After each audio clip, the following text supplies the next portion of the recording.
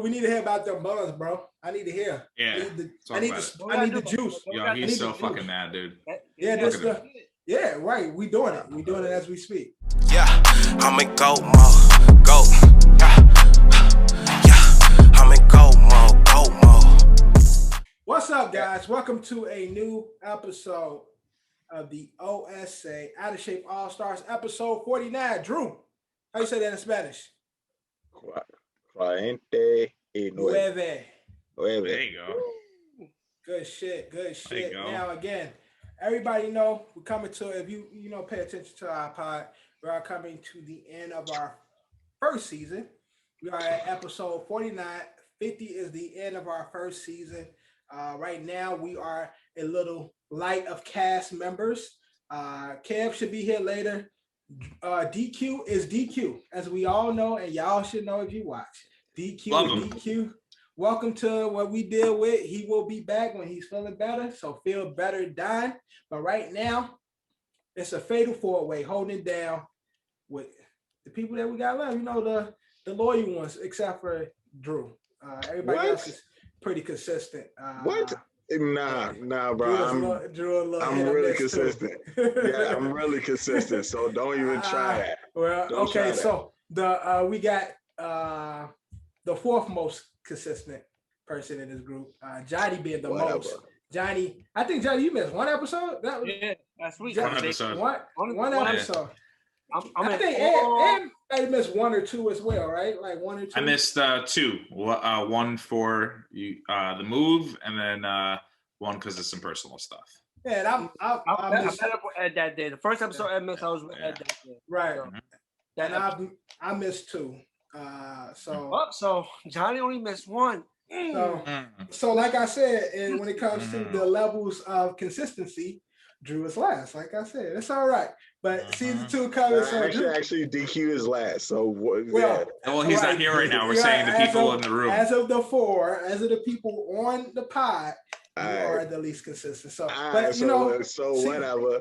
So season 2, he gonna change. Drew ain't gonna miss no episodes. Season 2. But why you putting expectations on me? I'm just putting it out there. He set the bar pretty high for him. Setting the bar super high. Drew ain't missing an episode. Season 2. It's out there. Go ahead. Put that down. All right, now. I'm willing to make bets on that, but we'll see. Drew gonna miss episode 1 of season 2. Yeah, exactly. Don't do me like that. Don't do me like that. All right, we're gonna give you more credit than that, Drew. We'll see. We'll see what happens. But like always, episode is brought to you by Culture Capsule, sponsored by Don's LLC. We don't have Kev here with the Dusty Don's hat on, but John is rapping. John got his on. So let's get to the pod. Like, always leading us, our faithful leader, Eddie Horchata. You're with the medium Don's hat on, because he grew the hair out. So since he brought it, he got the big ponytail now. Get up for Johnny 5. And we got Blood Cuz here. Last couple of weeks, couple of episodes ago, he was rapping Blood. Now he big C's, right? Big B's. So he got the blue on. So I'm calling Blood Cuz. Give it up for Mr. Drew. Mr. Drew in the building. What's happening, y'all? And last but not least, my mama called me Devin. You can call me Devin. Let's get to the episode in case you missed it. Now, John, we all know that March Madness is taking place. You just said something about some COVID stuff that just happened. I didn't even know about it, but what you say happened in COVID when it comes to college basketball? VCU. It was supposed to be VCU versus Oregon in the round of 64. Right.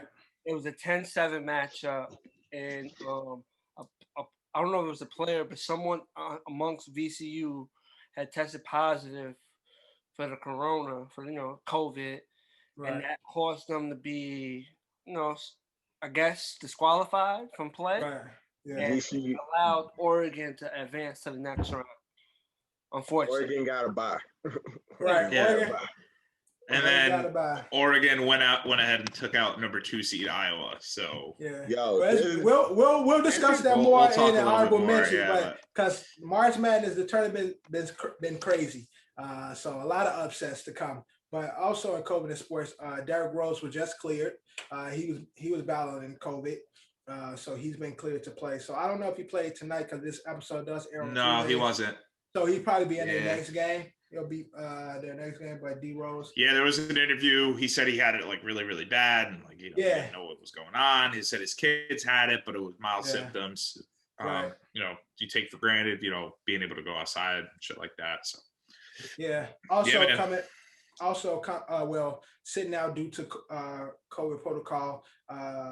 Drew's doppelganger, Kevon Looney from the Golden State Warriors, he's out due to COVID. He's crazy. So here go a picture. Y'all think I'm playing? Here go a picture of Drew, and here go a picture. Kevon Looney. He did not. I'm gonna get you back for this, son. So, he's out due to COVID protocol. I'm gonna get you back. Hockey continues to have their issues. Canadians Oilers game was recently canceled due to COVID, and then the Atlanta Hawks. Aren't they all Canadian? I don't know. You said Canadians, aren't they all Canadian? No, the Canadians. Oh, the team. Yeah. The team Canadians. Right. Wait, it's called the Montreal Canadiens, bro? Yeah, that's what the team. Montreal Canadiens. Yeah. My God, you can't think of a more creative name than that. You're in Canada, Montreal. You're gonna have the New Yorkers and the New York Illinois, Americans. Right, the New York Americans, the Illinois Chicagoans. But also, good news in COVID. Atlanta Hawks just had 14 players get vaccinated. Oh, nice. Atlanta Hawks? Any of them die or? No, everybody's good so far. Everybody's good. Some people think that you die when you get it. I mean, it's first test. You gotta think morbid like that, man. That's what John says. That's a sub. So that's a sub at John. But okay, I missed this. I missed the sub. So the players. Drew, you ruined two of my bits early on, and I'm already I forget you and Johnny on the damn chat. Y'all argue every day on the chat. That's right. That's right. We will leave the conspiracy for another day. Exactly. We got a pie for that coming up soon. But but again, of those 14 players, everybody's good. Nobody seemed to have any ill symptoms. That's only their first shot, so they will go back to get their second shot, and we'll see from there if they turn into the zombies or the Monstars. We'll go from the Monstars there, would be lit. I mean, Atlanta would love that. Would be lit, the Hawks would love it if they did, but I don't see that. I don't see that happening. But they're doing bad right now. they would love for that to happen. But that's all I got in COVID. Anything else I missed, Johnny? Anything I missed in COVID? I think that's about the main things that happened in COVID. Players still test positive here and there, but that's like the most. Everything you covered is probably the most important thing. Yeah, but we're gonna move on to the NBA recap now. The world has stopped. Everybody. I seen a few people crying. LeBron James is out, man. Yeah, LeBron. Lebanon. Big injuries this week. Is out with a high ankle injury. High ankle sprain. At first they were saying he's out indefinitely, but now they're saying he'll be back. Playoff time. He gonna be back. I would say about 2 months at least. Probably. Is this really a big deal? Yeah, it is because LeBron don't get injured like that. So he don't get injured like that though. Y'all talk about LeBron James sitting out, but that's due to him sitting out. It's never been because of an injury. He's sitting out. No, but it's always been like a tight hamstring or a fucking groin issue, where. No, not really. On paper, they have to put something that he hurt something, or he's not hurt, but he's just resting because of whatever. There's been many seasons where he said it's been low management for LeBron. There's been many seasons where they said that. They're not just playing just because they're not just playing them. Well, I think this. I don't know. They're not like that. I think this is a way to harass him. Yeah, exactly. I agree. I think he'll be fine. He'll still get his love on ESPN. They're gonna. I guarantee you, next week we'll see a clip On this day, LeBron James became the only player to score 35 points on a Wednesday when there was a slight chance of rain. ESPN only does that during the off season. No, they'll talk about him. He'll still get his clout. Game is playing. all I picture is that meme where I guess it was the finals that he won in Cleveland, where LeBron's like in the locker room and he's got like 2 feet in ice buckets and he's got a strap of ice here. He's got ice everywhere and he just looks all beat up or whatever.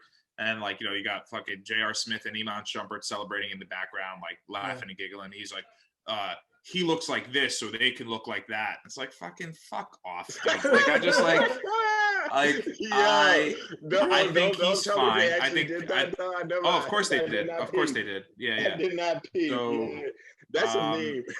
Yeah, it's crazy. But I think he'll be fine, right? I mean, he's okay. I know he's a little older, but even if he doesn't come back until the second round, it's not like the Lakers aren't going to be there. No. He's going to come back for the start. He's going to come back for the start.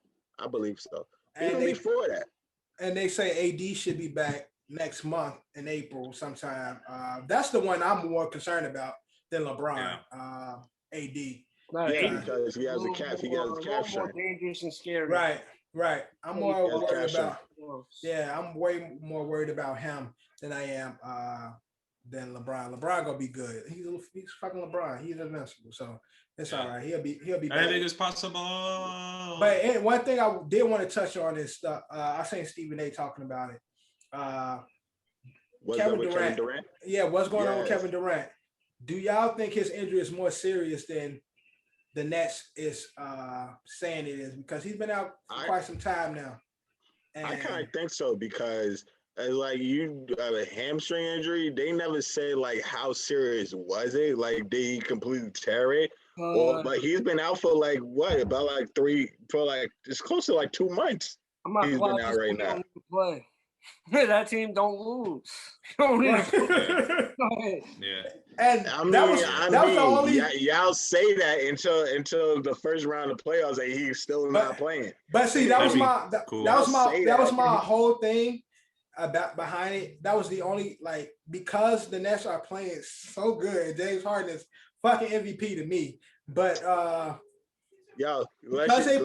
because they playing so good, they're in no rush to bring KD back. So it's like let's get him as much rest as possible, and then we get fresh legs on the KD, and then with the team being what they are now, it's like that's crazy. So KD coming back like game 1 of the first round of the playoffs is going to be much better than Superman coming at the end of the Snyder Cut. And he's gonna be in the black and white too, so great. It's gonna look fucking crazy, man. Great way to connect it. That's a great. I liked how they brought Superman back in the Snyder. That's 3 bits. No, it was great. It was really good. Really good. I will give them that. That part was better. I didn't say it was a bad movie. I just said it wasn't good.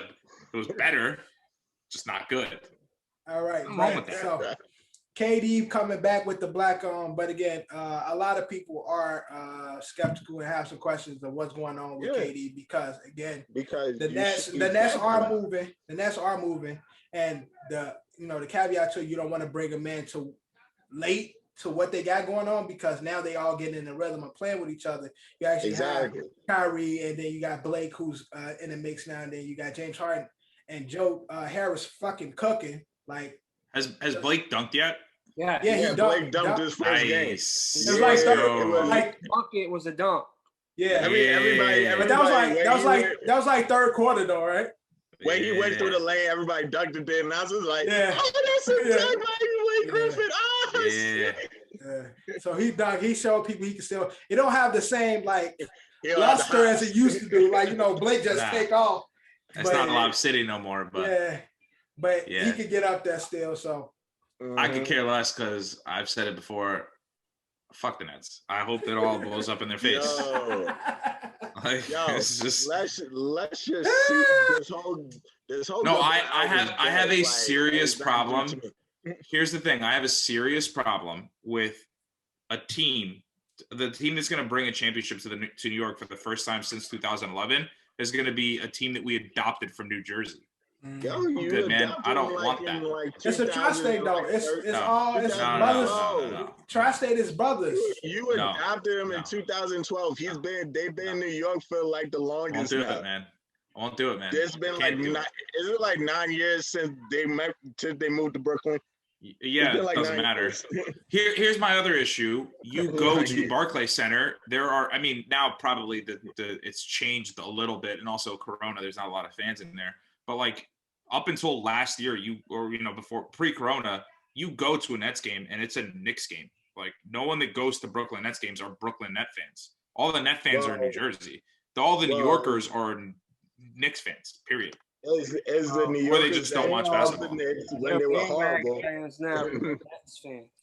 Oh well, and now you're getting all these pseudo Net fans that are only Net fans because fucking KD, Kyrie, and fucking James Harden. No, you don't, because you definitely do. You mean to tell me that when Darren Joe Johnson was in the Brooklyn Nets? Okay, you're saying okay, so you're saying that if the Nets were playing the Knicks at Barclays Center, you're gonna hear the Nets fans over you're gonna hear the Knicks fans? Tell me I'm wrong. Have you gone? You're gonna hear Drew. You're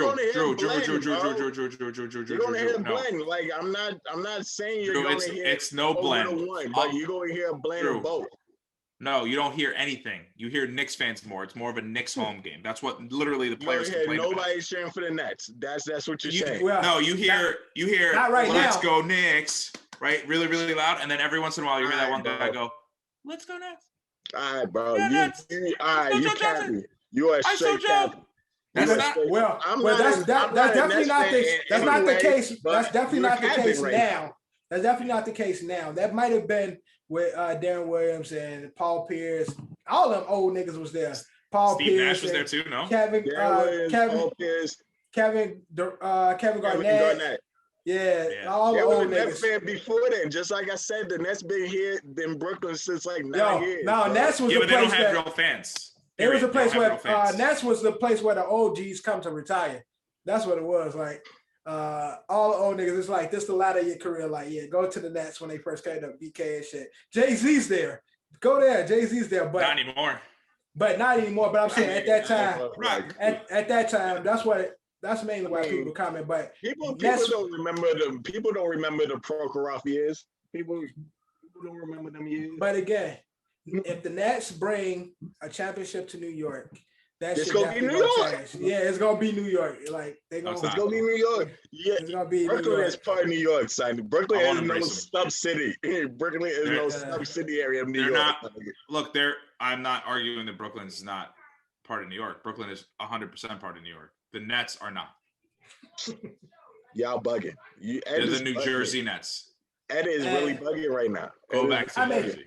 But again, the craziest thing that happened in the NBA this week. I hate they're fraudulent fans. Like they're not real fans. They weren't with Brooklyn when Brooklyn got there. They only just became Brooklyn fans, and now they're gassed. No, you're not. No, Drew, it's absolutely true. Yeah, Drew giving them the benefit of the doubt that they've been true Nets fans here the last decade that they've been here. It's been the Nets. The Knicks has been stinking it up. Is the Knicks? Is the fans that dubbed the Knicks a long time ago? That's fans right now. They were never fans then.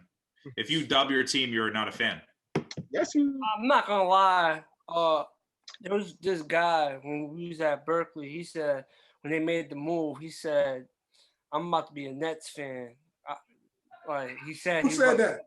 Some guy. Yo, you've been a Nets fan for 9 years. You're a fan. No, that doesn't count, Drew. For 9 years, yes, you are. No. There are kids. Drew, that's not what I'm saying. If you're a child and you grew up doing that, then fine. 2012 or 2013, one of those years. It has been a child. There's been kids that are just. I'm not counting kids. 2012. Drew, I'm counting guys that are our age. We're in our 30s. Drew's in his Dev's in his 50s. I'm talking guys our age. If they come out of the woodwork and they're like, "Yo, I'm a Nets fan," I'm gonna be like, "You're full of shit. You never were." Right. I'm just saying they're getting a lot of bandwagoners. Drew, I know that you're a big bandwagoner. I'm not. I know that at all, bro. But I'm saying you can't just up and quit on your team. You were never a fan of your team. Drew is giving people benefit of the doubt that they were in New Jersey. But Ed is doing like there was no Nets fan until last year. That's what Ed is doing. It's true. There was no Nets fan until last year. That's what Ed is saying. Like that's exactly what I'm saying. That is extreme cap. 50% of the Nets fan base is true fans, and the rest is bogus fans. I would say probably 10%. Okay, that's what I said. 10% of the Nets fans are actually Net fans. And 90% of them. And again, you know, no, honestly, 10%. The NBA. Let's speak on fans in the NBA. Honestly, period. 50%, no, 70% of fans of the NBA are fans of players. Player fans. 30% are team fans. Yeah, and that's exactly. why I would agree with that's that. why you see a lot of people switching out their teams a lot because niggas love their players. They follow the players more than they follow a team. So that's why, especially in this genre, when I was growing up, I mean, that was some soft ass shit. I mean, so I'm saying, you've been growing in Chicago. No, that's sports fans. That's sports fans. That's sports fans. Period. That's the life of a true sports fan. Here's my thing: we're all sports fans. You all have players that you like. That comes and goes. Players that you root for. That comes and goes. Even teams, you be like, yo, I like them. I want to see them do good, but you still have your loyalty that lies with a particular team in sports. Yeah. But now, a lot of people don't have. You never buy another team's jersey. You never. Right. Nope. Right. Exactly. You support your team, and that's it. You might root for people. You might root for teams like, yo, if my team don't do nothing, I like to see them win because I fucks with who they got and all this and shit. But that's where it stops. That's where the buck stops. And nowadays, people have no loyalty to the team. It's solely on the players. Listen, like at the end of the day, fandom is like the stupidest, most archaic thing in the world. The fact that we are just like sitting on our couches or going to the stadiums, going to the arenas, and rooting for our team to win, like, it's stupid. And it's like, honestly, like it's what we love. It's what we enjoy. It's the sports that we played. It's the sports that we want. We wish we were getting paid to do. But like there are some rules, and I know they're stupid rules, but they're rules. Period. I worked with this kid who, when I first met him, unwritten rules, but they're rules regardless. I worked with this kid who was a Cleveland fan, and literally every fucking day would always be like, "Yo, you see what the Cavs did? You see what the Cavs did? You see what the Cavs did?" Talking mad shit. LeBron goes. I go, shit. What are you gonna do, dog? Like, yo, LeBron's gone. What are you gonna do? They're like, oh no, I'm a Lakers fan. I'm like, since when, bro? Like, you literally come to me every single day shitting on me that I like the Knicks and that how Cleveland is the superior team and they're the best team that you've ever seen in your entire life and they're going to beat the shit out of the Warriors, which they did. He was right.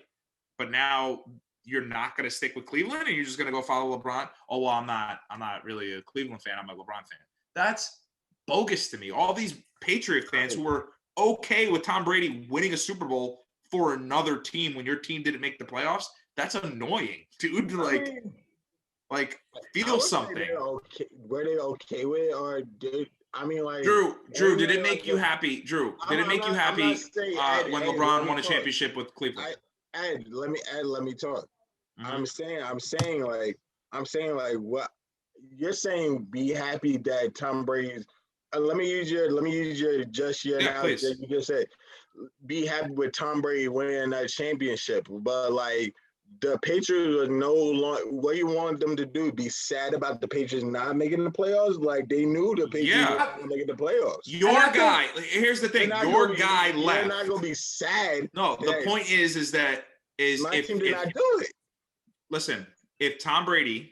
Again, still same analogy. If I'm a Patriots fan, diehard Patriots fan, I grew up a Patriots fan. This man won me 6 Super Bowls. I fucking love him, right? And then he decides he wants to leave and goes to Tampa. All right, cool. I keep an eye on you because thank you for what you did. You won me 6 Super Bowls. Right. You're the fucking best. But until you go out and do what he did and win another Super Bowl for me, I'd be like, yo, bro, like you could have done that with us. Like, then I think a lot of that with us. Like that, I would be upset. I'd be happy for him during the season, but I wouldn't want him to win another Super Bowl. A lot of issue be just like speaking of Tom Brady and even LeBron. when you have people that speak and say they Cleveland fans, boom, use LeBron example. He go to LA. Be happy for LeBron because you're a LeBron fan. But you don't even mention Cleveland. You don't even mention Patriots, even good or bad, but like, yo, my team need to do this. We need to work on this. Like just having that conversation, although they might be doing bad, but it's like having that wishful thinking, like, yo, my team needs to work on this and that. And like, but you don't hit none of that. It's just like you see my guy, and it's like, damn, dick eater, like, you know what I'm saying? Like, like lay off. I'm thinking like Ed is like a big assumer. Ed is assuming. No, it's not assumptions. Yeah, he's speaking on his experience. With this on a regular basis. He's speaking from his experience. I see this. Drew, I see this. I know that, like, and again, like, I know we shit on you about your fandom, but like, you do that. So I understand that. Drew, you were recorded on this podcast. Drew, I'm not talking about that. Drew, I'm not talking about that. When the Lakers won, you were recorded on this podcast going, yeah, we did that when they won a playoff game. I'm happy for LeBron. LeBron's my favorite player. Okay, but I'm saying it's almost like you're saying, I'm saying in that moment, you completely forgot about Miami.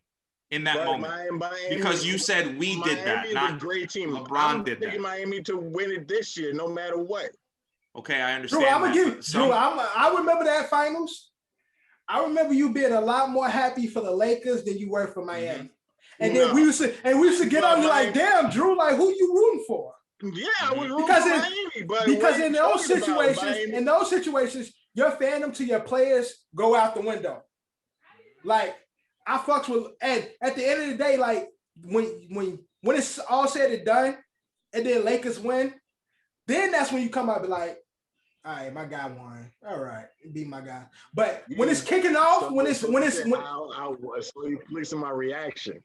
That's what because your response to it is like, yo, I fucks. If I was you in that situation, it would be like, I fucks with LeBron, but fuck him right now, cause my team is Miami. And then right now. Your energy wasn't like that, Drew. Your energy wasn't like that. I'm just saying. I say you're pretty stoked. This is literally what I say on the pod, verbatim. I say I'm rooting for Miami Heat, but if LeBron win, I'm cool with it because that's my guy. You shouldn't be cool with it. Yeah, you should, right? That's what I'm saying, Drew. Right? You should have came on the next episode and you should have been upset. Like physically upset. Right. Ain't no constellation prize where it's like it ain't no, like you can't go into it. I'm just saying it's frustrating to go into like, this my team, but at least so and so like so. Yes. So but Drew, he beat your team. If the Lakers would have beat and he beat their ass, the Celtics, he beat their ass. Yeah, who cares? He beat their ass. I'm sorry, Drew, but I'm gonna give you a clear example. Randy Moss is my favorite football player ever. Mine too. Patriots played the Giants in the Super Bowl. Randy Moss could eat a dick during that Super Bowl. Listen, if the Patriots would have won, I would have been happy for Randy Moss, but I would have been salty my team lost.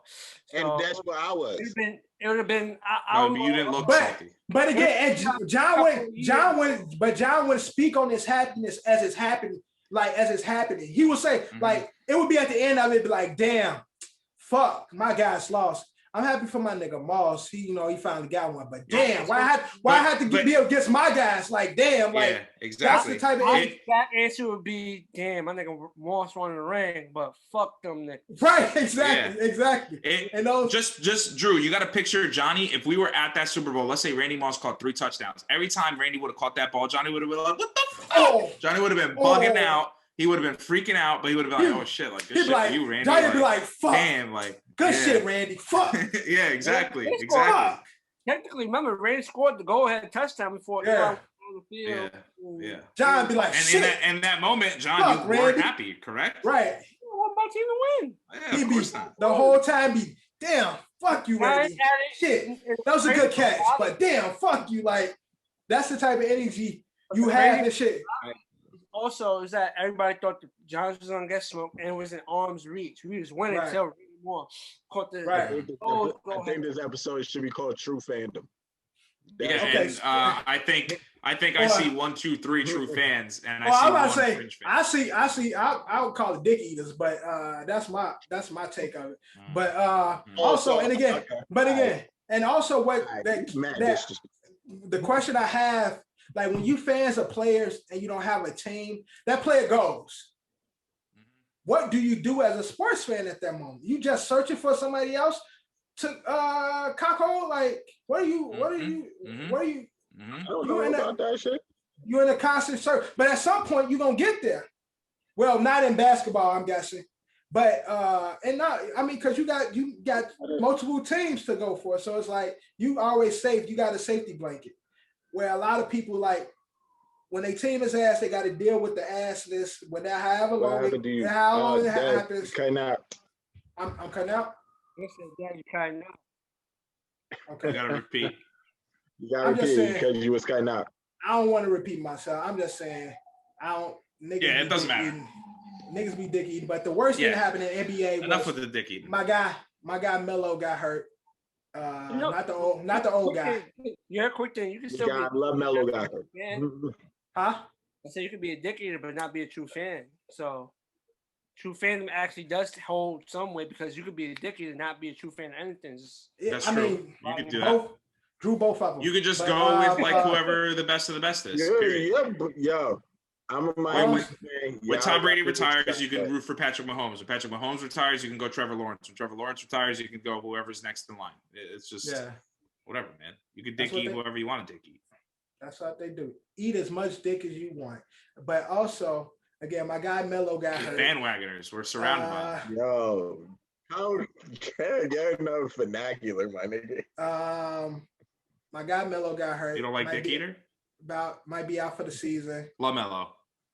Like I said, unfortunately, rookie of the year. So we just had this conversation. With him getting injured, do he still deserve rookie of the year? Is it enough time for him to stamp him as rookie of the year? John, what you think? How many games do we have left? It's a dub, regular season? I don't even know. It's like a good 20-something games left. I mean, I think Anthony Edwards was like close. It's just on this podcast we have Anthony Edwards was LaMelo. No. All we got is LaMelo over here. Anthony Edwards was second. Anthony Edwards was second, but it wasn't close. You know why? The team won, and Hornets is actually in playoff contention. And yo, yeah, I mean, like but again, not to like be rag Melo or anything, but Melo that's like he really a superstar though. Like he's dead ass in the cusp of superstar. No, he's good. NBA, he's bro. very good. Like, he's very good. He's very good. He's up there. He's marketable. His game like fits this like star power. Like I'm not Drew. I know you feel like he's Time out. That's what you did. Drew LaMelo seems like the player that if LeBron retires soon and LaMelo fucks around and wins a couple of rings, Drew will be like, yo, I've been a fucking Bobcats fan my whole life because of Michael Jordan. Well, a Hornets fan. Hornets. Yeah. Right. Are you fucking serious? Drew's gonna raise his kids as Hornets fans. Yo, how does? Oh my god! Look, all I'm saying is, look, I know they won't. Technically, the OG Hornets. Remember, the OG Hornets became the Pelicans. Right. And this is the whole new team that was created. This is a new Hornets team that was created through the podcast. But the OG Hornets. Oh, actually, the Pelicans. Yeah, that is true. All I'm saying is, real quick. I had the odds for player of the year. So I'm assuming with the LaMelo injury, Anthony Edwards is now minus 155. LaMelo is plus 170. Third place would be Tyrese Hildburn, Emmanuel Quickly, and James Wiseman are the top five. Yo, let's get Emmanuel Quickly up in there. New York Knicks is doing their thing. Let's get that nigga up in there. He's not gonna win, but he's definitely a great rookie. But Melo has stepped it. He should be rookie of the year. But that's the NBA. It's like last year. They didn't give it design because of the same thing last year. It's just exactly like last year. He was rookie of the year last year. But Ja had a great season. Ja had a great season though. That was actually close. No, but that was actually close, like a close. Ja actually had a team in playoff. Yeah, that was way more close than. Yeah, that was way more close than. They are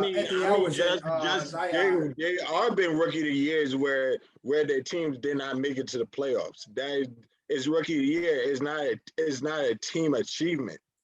You can bowl. I understand what you're saying, but it's different when you have. It definitely helps your case though. Yes, if you have your team is competing out their minds, and one team is dirt, and the other team is actually competing. No, but not to the teams that's competing. I'm talking about is for this specific aspect.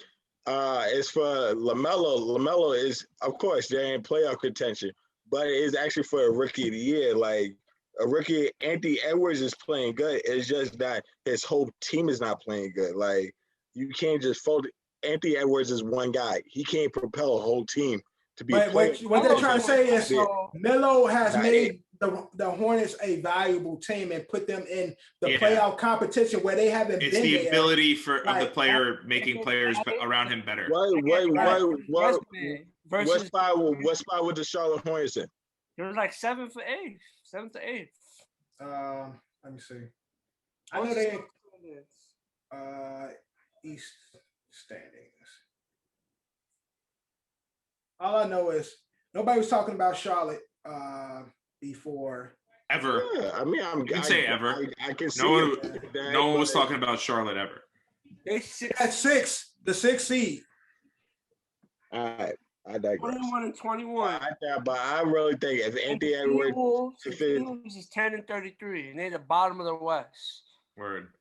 But it's the West. No. There's no buts. It's the Drew's West, just in an argumentative mood today. He just wants to argue everything. No, Drew is Stephen A today. He's like, hey, everything you guys are saying is wrong. Everything you're saying is wrong. Drew always rebuttals everything. Y'all just know. Yeah, but he's rebuttaling the fuck out of everything. You always make this argument. I'm gonna turn this argument on y'all. You always have this argument with me when I say players versus the East versus the West. That's another Drew episode. Here we go. It's the West. And the Minnesota is not gonna eclipse no team in the West up in the top 8. Like it's no chance. Games. Drew, did you have coffee today? West, East, North, South. I didn't. I had juice though. I had kale. Stop drinking it. Today. I was juicing. I wasn't drinking coffee. But they last behind the Rockets, although Rockets got superstar players, but they in the transition period. Like they supposed to be the worst team in the league. The Rockets, the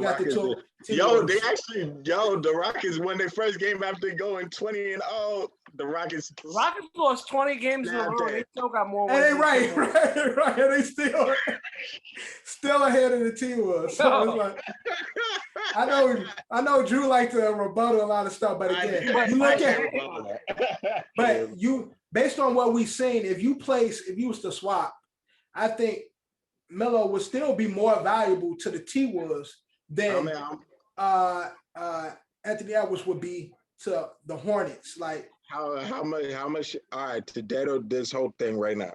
How much time is it now into the playoffs? And if Anthony Edwards is continued to ball out, is Anthony Edwards? Playoffs start in the middle of April, right, or May? No, because remember, it's been because it's a whack year, so it started in December. Remember? No, he's asking when is it going to start this year? It's going to start in April. They're about to ramp up the games. Remember, they're only playing 72 games this year.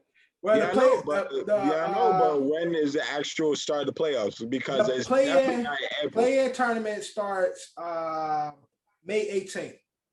May. Okay. So you still got time. Like there is time for him to eclipse Anthony Edwards to eclipse Melo. But that's really only 2 months because March is over. We got April. Yeah, we're done. It's only 2 months. So it's 2 months. You think that Anthony Edwards can show enough in that 2 months that will give him to eclipse Melo and rookie year? I don't think so. I believe so. I don't think so, and I also don't think LeVar will keep his mouth shut. Because He's gonna be hyping up LaMelo. We haven't had LeBron sighting in a whole like a year. I'm telling you, we're gonna see him again. We're gonna see him again. He's gonna be on Sports Nation. He'll be on ESPN. He'll be on with he's the FS1. He's gonna be FS1. He's gonna be on Shannon and Skip. He's gonna do all that. He'll do the Colin Cowherd podcast, all that. All right, but we're moving on from the NBA, man. We're getting to Cowherd sucks, by the way. And we was talking, man, son, don't do that. We was talking basketball, but we're going to college basketball. We're discussing March Madness, kicked off last week, and it has been exciting, man. Super exciting. Like Upset City. City. Because of COVID. I remember when I was younger, and I first got to the Sticks in Putnam County. Everyone was like, yo, like, so you like watch college basketball? I'm like, no. And like I really thought it was like a big like white boy thing until like, you know, I like grew up a little bit more, and everybody did brackets, and I did a couple brackets. I did some gambling here and there, you know, put a little bit of money and stuff. And I was like, oh man, this is like really exciting, and it like makes me like want to watch college basketball. So only you, me, and John filled out our brackets. Full disclosure, I did it while I was taking a shit, and it took me like 5 minutes to do. So I wasn't really thinking about it. I was kind of just like whatever picking. And I was like, oh, this is kind of fun. And I was watching. The fact that all three of us picked Illinois was pretty funny. But I immediately remembered exactly why I stopped doing this. Me and you had Illinois. No, Marquee Misses. Me, you, and Johnny. Well, I'm saying we had him in our Marquee Misses and on our bracket. Mm-hmm. So, yeah, I mean, it made me remember how much I hate college basketball and how fucking stupid it is. And this year has been much, much, much worse. So you guys want to talk about the fucking upsets? Yeah, kick it off with the upsets, man. Cause go ahead. So in my bracket, just speaking on my bracket, I had Illinois taking. You're the worst too. Yeah, so I had my shit too. You had Illinois taking it, John? Yeah, all three of us. Like had them taking it, or just like all three of us had Illinois. Wow. So yeah, we picked my man Colburn, but spelled differently, but pronounced Colburn. Yo, so that just shot my shit out the window right there. My brother told me to pick Leota. They got that big ass white boy who played point guard. He like 6'11", 300 pounds. He looks like Kevin Heffernan and he is 22 years old and looks like he's 48. Yeah, yo, he looked like somebody daddy out there playing. Like he looks like Farva from fucking Super Troopers. He dead, like somebody, one of them OGs that pull up at the park, like, yo, I got next. And like he played real old school ball, like back, like you know how I play and shit. Back to the rim, turn around, easy buckets. He got the crazy facilitation, but they made Illinois look like ass. Georgetown was supposed to do something. Tell me that's not him. That's the guy, right? Yeah, that's what we're talking about. Yeah, that's him, right? That's the player right there. Yeah, that's the player. Georgetown went down. I was looking for Pat and them to do something. They got smoked. Who else got Oral smoked? Roberts, possibly the biggest story. Oral Roberts. And the whole Cinderella. Yeah. You got beat by a team called Oral. Yeah, I want them to win just because that's hilarious. So that's the brackets is shot. I ain't winning no money. Whoever wins money in these brackets, bro. Like Sister June is 115 years old and she's still out there. Shout out to Sister June out there, in Illinois doing her thing. You got number 3 Texas. They went down to Abel Christian, college I never heard of. You got I was about to say Iona won. No, they didn't. Sorry, Ed. No, they got smoked. You got Tennessee got knocked out by Oregon State. Right. Who else went down? And I mean, this is like the whole weekend because we're about to go into the next weekend. So Iowa got knocked out too. I'm just trying to remember who they got knocked out by. Gonzaga cooking. Gonzaga's probably just going to cakewalk into the final. Let's just be real here. They cooking right now. But man, Iowa got beat up by Oregon. Also, Purdue, another ranked team, got beat by North Texas. Another unknown college that probably got in due to COVID, because a lot of teams that were supposed to be in there, once the player got COVID right before this tournament started, they was like snatching people out and filling teams in. So North Texas won. Oral Roberts, like I said, Ohio beat number 2 Ohio State. So shit was crazy. Shit is crazy. Syracuse is still in there. Syracuse. So Syracuse and Buddy Boeheim. Buddy Boeheim cooking. Cooking. And again, they've been talking about Buddy like he got on the team due to his daddy, you know what I'm saying? Because his daddy then pushed him through and he's playing because of his daddy. But he had like 25 points. Is that even allowed though? Like, can you play for your dad? 31 of the games. Yeah. What happened? Yeah, I'm pretty sure you could. But like, I mean, was there some greasing, some money? But again, that's what they're trying to say. Like, but that's the thing that they're saying. Like, daddy is pushing him through, making sure he get ticked. Like, even though. I mean, I'm pretty sure there's some of that, but like, and Becky definitely was on the phone making sure that happened. Even if that was, he's out there playing. Like, he's actually playing good. So that's who I'm rooting for. Like now, since I don't have nobody else. That's who. That's who there's really no need. I'm rooting for, and we'll get into that more in our Marquee Miss. But also, I do want to mention a couple things too. It's like, look, if you didn't grow up in the area, right, and if you didn't go to that school, you shouldn't really be a fan of the college team, right? I think that's a little weird. Like, I think you could just be like, oh, like, it'd be cool to see, like, look, if you got family that went to Syracuse, you got family that went to Iowa, Illinois, whatever, all these big name schools, or you actually went to that school, or like, again, your family, like, loved that school, or like, you know, like, and you literally grew up watching it, you're from the area, I'm totally cool with it. But like, people that walk up to me and they're like, yeah, I'm like a hardcore Duke fan. I'm like, oh, did you go to Duke? And they're like, no. And I'm like, but I'm kind of anybody you know go to Duke? Honestly, I'm kind of like. But that brings it back to like the players, because a lot of times, again, I follow like a lot of high school players, so I root for like a lot of my favorite high school players to go to Duke and stuff, because that's one of the teams that I grew up like knowing about in the history of Duke. So it's like prominence come with Duke. So I've always been when it comes to college basketball, Duke has always been the team that I know. So I've grown to be a Duke fan. And then I used to play the college basketball games. Right. So I used to always play. Because again, you wanted to play, but again, that's where being a fan of the player makes sense. Like the college level, the professional level, it's different. Yeah. And then the other part of the second part of that question too is that now that you bring it up, because you kind of like brought me into it, is that like, I mean, these guys aren't even like the kids that you follow, they're not even going to be fucking going to college anymore. No more one and done seasons. No more than this. They're going straight to G leagues now. Yeah, a lot of time is going to the G League and stuff. But again, I still check in now for Duke games to see what they got. They ain't do shit this year. They ain't even make it.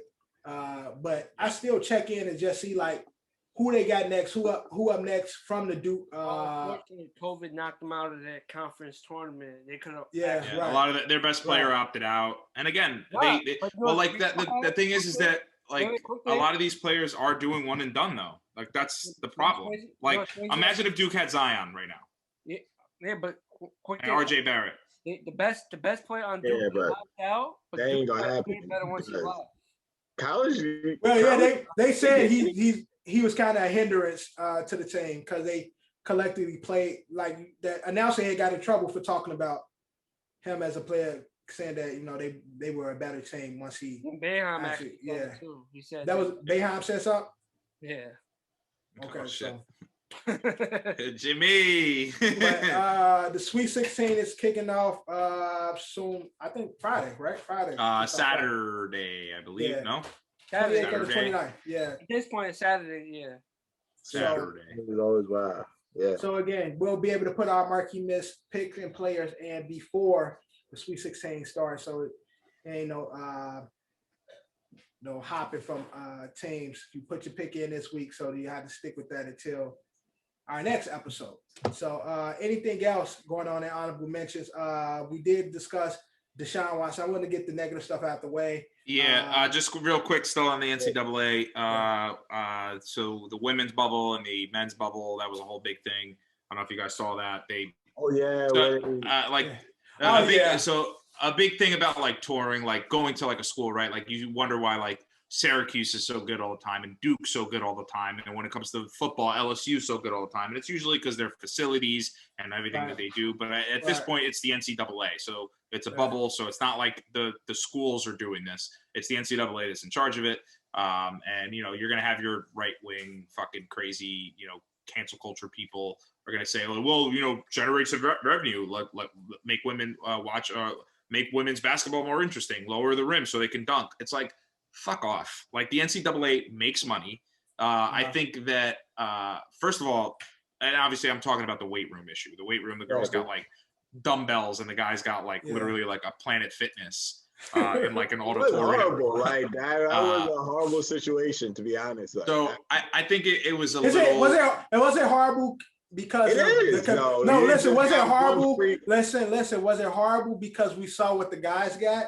Yes. Yeah, I think so. Yes. Will we feel the same way if we never saw what the guys got? No, so but if you really, feel it's supposed to be a workout gym. They had one dumbbell bench there, bro. Like any gym, that would be horrible. It doesn't matter if it was guys or women's. I'm just posing the question: is that outrage because of the comparison? That's why I'm saying. A lot of times, because a lot of times when it comes to male and men and women's sports, it's always the comparison, and that's where people get caught up in, and that's when people start talking about the money generated and the comparison of that. So that's why I'm saying. But as far as revenue is concerned, but as far as that though, if I was forget what I saw with the men's. Okay. If I was just like going into a gym, like if I'm a woman, if I just see that, if you're a woman. I mean, yo, stop being immature, guys. Like, we're not being immature. You said women. If I'm a woman, if I was a woman and I just went to a gym, like, yo, like seriously, this is what I'm get to work out. This pathetic motherfucking one bench of dumbbells. That's all you got for me. Forget what I saw with the men. Like, I'm just it's on principle at that point. Like, forget the men's. The men can be like fucking could be a crappy gym for all I care. The difference is one thing I see is the difference. I feel like where the men went actually had a workout facility in the bubble where the men were playing. Yeah. Versus the way the women were playing. Maybe that played a role. Yeah. But and obviously the NCAA did correct it, and which I think is almost worse. Yeah, it's almost worse. When you got to fix it, it's almost worse. It's bad. Yeah, you almost look stupid. But like my biggest thing about like the whole. And like, since you brought it up, Dev, like the revenue thing, it's like, okay, cool. Like, does anybody watch the Canadian Football League? Like, this isn't professional. This isn't a professional level where there's TV deals going on. Like the women's basketball, college basketball game is literally on every channel, like it is with the men's college basketball. So it's not a revenue thing. Like you guys are still getting the money regardless. There's no like league that's superior when it comes to collegiate sports because it's collegiate sports, period. If you're the NCAA, you have a shitload of money. Like, you know, and like I don't even want to get too deep into that. But the other part of it too is that like these kids, because they're just kids. These kids are literally playing like every 2 days, and then they get the break, right? So like they start Thursday. If you play Thursday, you play it on Saturday. And if you play it on Saturday, you play it on Monday. Again, if that is if your team advances. Do you guys want to be able to shoot? You think you could shoot baskets after you work out really hard? Like, ain't nobody lifting weights, bro. Ain't nobody lifting weights. So it's like, you don't even really need a weight room. So no, but I'm like, even when you I think it was a little blown out of proportion, but also like, fuck off. Like, I don't think anyone thought that they were going to use it. But again, like, why did you make the men's so elaborate and the women's so little? Yes. That's my whole thing is it don't even have, again, it's nothing to do with the men. And I think we just need to stop the comparison. It's nothing to do with the men. The men got this. The women's facility should have been better. That's it. That's the quality should have been better. That's what I'm saying. Right. That's all. But we get too caught up. See, because when people start doing a comparison, then you have to compare everything.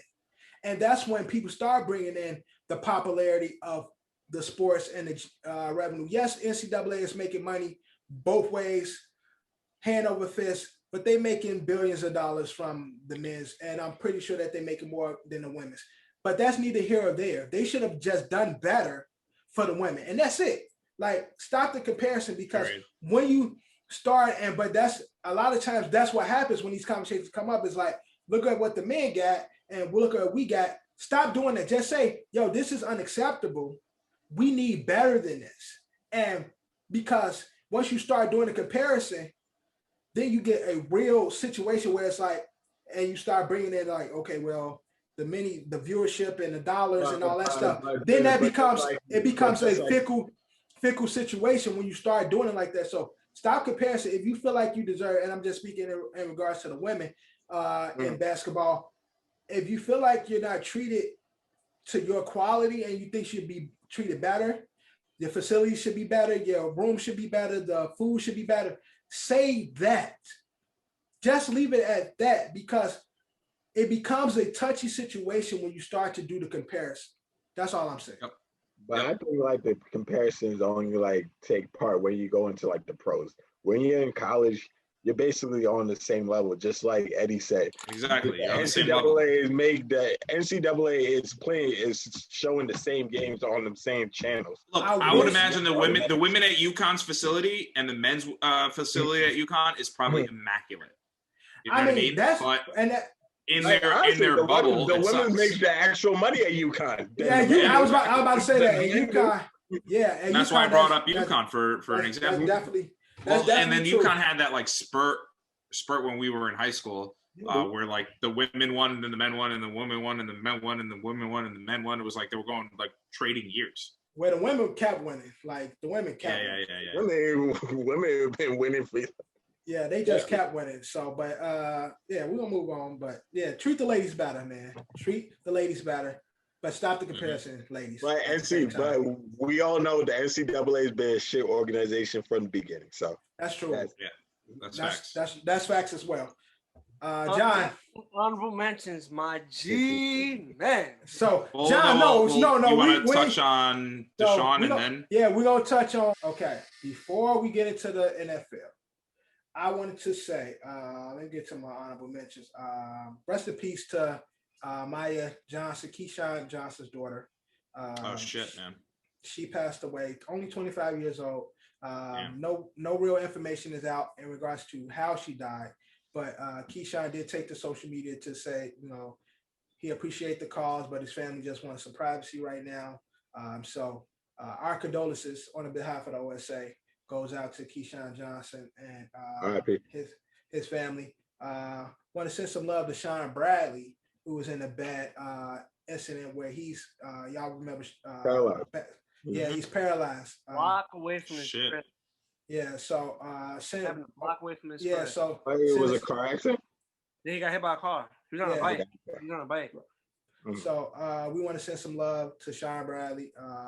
Unfortunately, it seems to be that he will be paralyzed, but they still working on him. So we're gonna send some prayers his way. Well, I don't understand how that happened. Like he's on a bike. He's huge. Like that must have been a reckless. Yeah, could have been a reckless driver or someone else. And also RIP to Lakers legend Elgin Baylor that died yesterday. Yeah, Elgin Baylor as well passed away. So RIP and condolences to his family. But before we get into the NFL free agency, we want to talk about Deshaun Watson a little bit. Deshaun Watson currently has 14 civil suits against him in regards to what happened? 16 now. 16 now in regards to sexual misconduct, with him and private masseuse. Sexual assault with masseuse. So like mostly private masseuses and all that. That's pretty much all it is. Right. Masseuse that he's met online, that he set up appointments with, and apparently these things have went left. Now again, it's like John says, up to 16 cases right now. Details are still a little foggy. I'm pretty sure there'll be more cases that come forward. Whether he's wrong or not, we will see. We hold no opinion at this moment. Yep. There are two things that I really want to focus on this. I feel like it wouldn't be fair to the women that were involved, and it wouldn't be fair to Deshaun Watson without hearing all the details and knowing what's going on. This is a civil case. This is not a criminal case. For those of you who may or may not know. So these women are specifically taking it to the civil courts. So they're not pressing any criminal charges against Deshaun Watson. Right. Although from what we've heard and what we've seen, and again, it's not fair to assume, and it's not fair to say that they're lying. But clearly, like, if this was like a thing, it should be criminal charges against Deshaun Watson. He should serve jail time because of that. But again, that's just all hypothetical. But you have the lawyer on one side saying he spoke to the police in Houston, and you have the police in Houston saying they never spoke to the lawyer. And the lawyer is representing all 16 of these women, by the way. It's not just one of them. He is representing all 16 of them. When the police have never had a conversation with him at all about the case. But the similarities to at the time when I heard 12 cases, now Johnny's telling me 16, the similarities were very, very, they followed like the same timeline almost. They were different, but they followed a pattern almost. So where, steps were taken and things were asked of them. So to be fair, I think that we should just leave this as it is. And when more details come out, we will decide on our opinions. We'll talk about it at that point. Right. What's going on at free agency? Well, I know Johnny wants to start with his. Go ahead. And now I got Kevin here now too, so this is perfect fucking timing. I invited Decap to come on this fucking episode so he could fucking help me out because I feel like I'm gonna get jumped right now. Right. And this is a stupid ass fucking question we got coming up in Bag of the Trash It. But we will start with the Giants' recent off-season moves. Right. So the season officially started Wednesday. Last week's episode aired on Thursday. So there were moves made that we missed on that you didn't hear. So here are some of them. We will start with Johnny's Giants. They signed Mike Glennon, who sucks. They signed Kyle Rudolph. I'm getting there. And they also signed, which I think is probably their best signing, was Adoree Jackson, formerly of the Tennessee Titans, to a 3-year deal. But the Giants land the biggest wide receiver fish in the market in Kenny Golladay. Do you guys just want to just go in and fucking if I'm being honest, and then I'll go through the league. Everything else that we missed. If I'm being honest, I got one shit I just got to get out. Yo, shout out to John. Cut your beard, my nigga. That's what's up. I'm saying he looks great. I said that from the top, bro. All right, so sexy. I personally, as not just a Giants fan, but as a sports fan, I think the Adoree Jackson signing is way more important than the Golladay. Kenny Golladay. Thank you, Kev. So that's just me being honest off rip. But Golladay is a player that, as long as he's healthy, which I know last year he had some issues, but prior to that, not so much. And he's been like a number one receiver on a team that doesn't get a lot of burn. Like, even though Matthew Stafford is like going to light it up where he went to what, the Rams? The Rams, yep. He'll light it up there. But overall, the team School of Favre, as Dev says. Yeah. Overall, like, Detroit wasn't getting the hype as a team. So Golladay has been a number one receiver. And if Danny Dimes could do and be exactly what we expect him to be, as long as he's not under duress, then lights out. Because I was really interested to hear Kev's take, because again, last week he was on the offense about Golladay and the injury situation. So I wanted to see how the money situation. And the money situation. So I want to see how hot you was coming in on this one. I'm more hype about the Adoree Jackson signing. Yeah, I think potentially Golladay is a little overpaid, but unless he's really performing, especially towards the back end of his contract, like, bro, again, if he stays healthy, because of the potential of what he could be, bro, if not injured. If he earns all his signing bonuses, all his bonuses, because he's healthy, he's getting a certain amount of receptions he's supposed to have for the year, a certain amount of touchdowns for the year.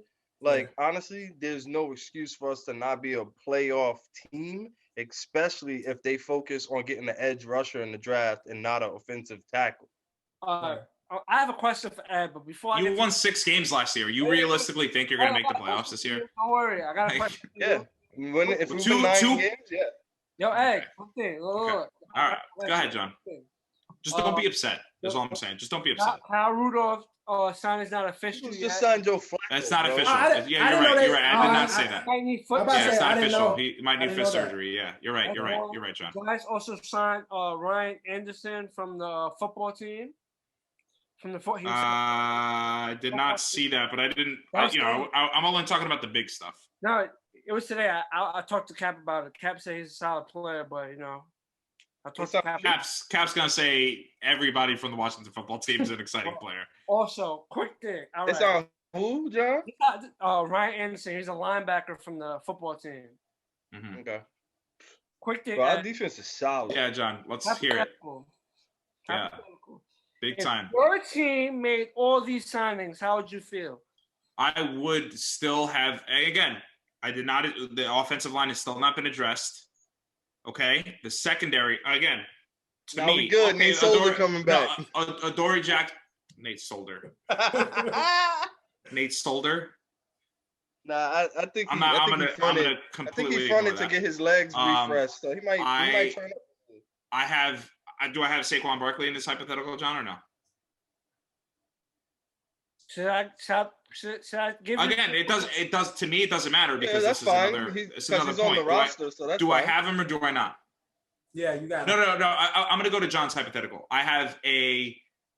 It's the Jet. It's the New York Jets with all the signings. With the signings, exactly. Just making those moves. Okay, great. I don't know who my running back is. Mm-hmm. Okay. I still, even though I signed a very, very good corner, I still have questions in the slot. I still have questions on the opposite side. Who's going to guard the 2? Okay. I still have not addressed the offensive line, even though I do like Mekhi Becton. And I have a question mark at quarterback, similar to you. Now, I'm going to pose this a little different. So would I be hyped? Yeah, I think that'd be cool. So am I going to be saying we're going to playoffs? Put yourself in the shoe of a Giants fan. So you're a Giants fan, and this is happening. How are you taking the moves with everything that the team is now? I feel good, but I'm not out here writing them out saying that they're a playoff team. I just watched them because the Jets and the Giants are in the same boat. In the last 4 years, the Jets and the Giants are 18-48. That is the worst, absolute worst. We're worse than the Jaguars. We're worse than the fucking Browns. We're worse than fucking the Bengals. We are the 2 worst teams in the NFL in the last 4 years. I, as a Giants fan, let's say hypothetically, you guys went 6-10 last year? Yeah. 6-10. I realistically think that they made some improvements. If Daniel Jones does the late Daniel Jones, not early season Daniel Jones, if he does the late season Daniel Jones where he doesn't turn the football over and he controls the football more, then I'd be okay and say, yeah, we're going to win 7 to 9, maybe 8 games. Between 7 and 9 games. But if Daniel Jones comes out, and again, if I'm a Giants fan, being completely objective, if Daniel Jones comes out and continues the stuff that he's done the last couple of years where he starts off just literally giving the ball to the other team, and again, not all his fault. He's not getting enough time back there. He didn't have his running back who's, again, has good moments and big spurts late in the game. I don't care if Saquon goes for 250 fucking yards and 3 touchdowns. If we lose by 7 points, we still fucking lost. And that bothers me. I don't give a shit about personal stats. I want W's. I think I think the Giants have something to be upset. I think Giants look forward to, but go to the playoffs is almost crazy. I think they have something to be excited about, but I will still have that. Okay, what our line go do? And that's where it starts. That's where it begins and ends for me. It's just hard for a team that doesn't have an elite quarterback to jump from 6 games to 10. To 9? Or 9 is fine, but 9 is in a playoff spot. I know you guys want to shit on the Cowboys, but the look, oh my, you guys are comparing a season where Dak Prescott literally broke his ankle and they had a terrible defense, and it's the first year of Mike McCarthy and that whole new system in a COVID season. You're comparing that and thinking that the Cowboys just nut on themselves because that's been their future. But Dak is really good. We all love Dak on this podcast. But okay, you're not understanding the fact that they're still a better team, period. and you're discounting, and I wish the decap was here. You're discounting the Washington football team. I think we're really like their defense was great. They're the only team in the no. Listen to me. The Buccaneers literally had a cakewalk in the playoffs. They beat the shit out of the Chiefs. Now I'm not saying they had a cakewalk. I'm saying they made it look easy because they're that good. But the only team that gave them a run for their money, gave them a scare, was the Washington football team, and that was that good defense, that fucking random quarterback. All right, look. It's not no bias in this. Boom. You just said the football team don't got an elite quarterback neither. So they have Ryan Fitzpatrick, who's literally going to throw the ball all over the field. You have but I'm just saying. If here's my hypothetical. Okay, John is saying the playing field is even. Nobody is Let's just the Giants. Let's play this out. The Giants or Cowboys division to lose, as far as I stand. Right. And but you did not know, but as of right now, the Eagles signed Flacco. Who cares? Who cares? Jalen Hurts is going to be the starter. But I'm saying, let's say the Cowboys win 10 games, but you guys still have a spot for that wild card. If the Giants and the Washington football team go 9-7. But the football team beat the Eagles twice. You guys lost to the Eagles once, and you guys split. Guess who's going to the playoffs and not you? The Washington football team. Listen, but that's what I'm just saying. You can't just sit there. But you guys have this mentality that 9 games win you a fucking division and get you a playoff spot. And what is that playoff spot? A bounce out in the first round? Who cares? You gotta build something. No, it does matter. Okay, so then you go back out and then you go in the next season. You got Daniel Jones on his 4th year where you have to decide if you're going to keep him or not. Right? Tick tock, tick tock, tick tock. You got another year of fucking Saquon Barkley. You got more mileage on his legs, right? Tick tock, tick tock. You guys win 10 games. You're another wild card because the Cowboys got better and they're 13-3. Eddie, I'm just saying. And then you go to the playoffs and you get bounced out again. How is that progress? Eddie, allow me to play devil's advocate even with you. Now you see the Jets. They got buddy from the Niners, right? They got the defensive coordinator. What's his name? Robert Saleh. Saleh. Although look again, and again, I'm just trying to make the comparison so y'all can shut the fuck up about it. Again, you look at that as, of course, the Jets ain't gonna be playoff contending team because they got him. If they win 6 games, I'll cry. Right, but it's a step in the right direction. So Johnny and Kev is looking at it like, okay, we had a bad season. We didn't have Saquon. We getting better pieces around Big Head Boy. So we got 2 steps in the right direction. So we making, although it's still an even playing field because Giants, Skins ain't too much better. Cowboys ain't too much better. Eagles ain't too much better. So I said too much better. Too much better. See, Johnny, I'm trying to end it, but you coming back. So I'm just saying, it's just for the Giants fans. It's a step in the right direction. That's it. Come on. No. Let Eddie and Johnny go at it. No. Fuck y'all. I'm getting another beer. Fuck y'all. I tried to end it. I'm not gonna let this go because I do want to talk about the other moves though that were made. At the end, no, we can talk about quick thing. Screw the Giants. We're gonna talk about the Cowboys. Okay. We're gonna talk about the Cowboys had that, and it was still losing. Facts. It was still losing. They lost late in games because of their defense, but they were outscoring the other team's offense. But did the defense? The defense gave up points. Did the defense get better? I don't know currently, but hold on. I would say the best defense of that division is got to be the football team. It's got to be in the division. My team. Giants got the Giants. I'll say that. You can have that. My point is the Cowboys don't have defense. Dak is coming off a broken leg. He is good. He deserves his money. He's coming off a broken leg. They already had issues.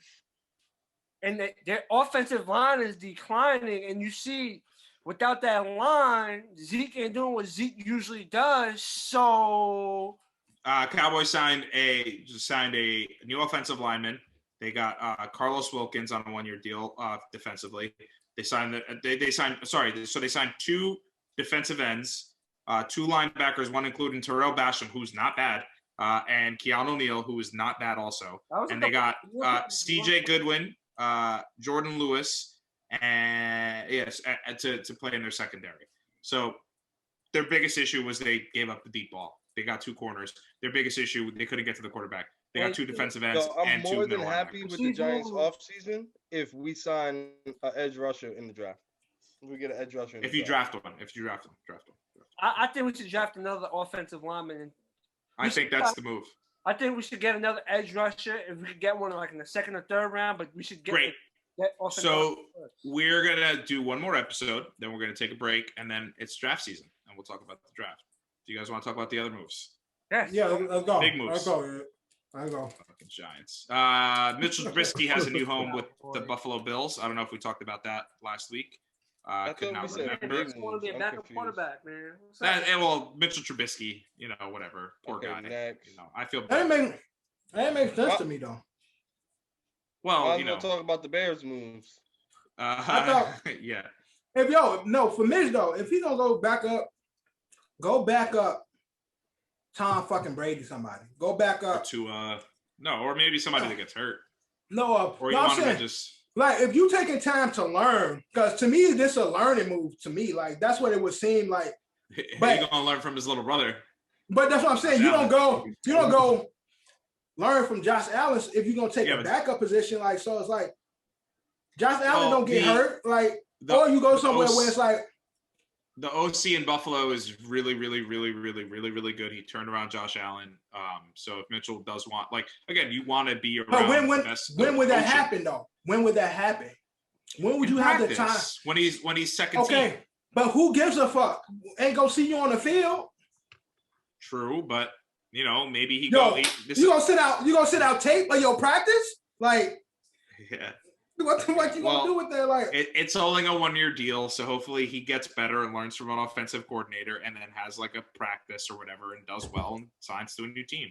Or fucking Mitch, man. It's not Mitchell Trubisky's fault that he was drafted in the same fucking draft class as Deshaun Watson and Patrick Mahomes. It's not his fault. It's not his fault that your stupid towns, Chicago Bears moved up to go get him. Right. It's not his fault. So let's not. Listen, Mitchell. I like Mitch. I think Mitch has. You don't want.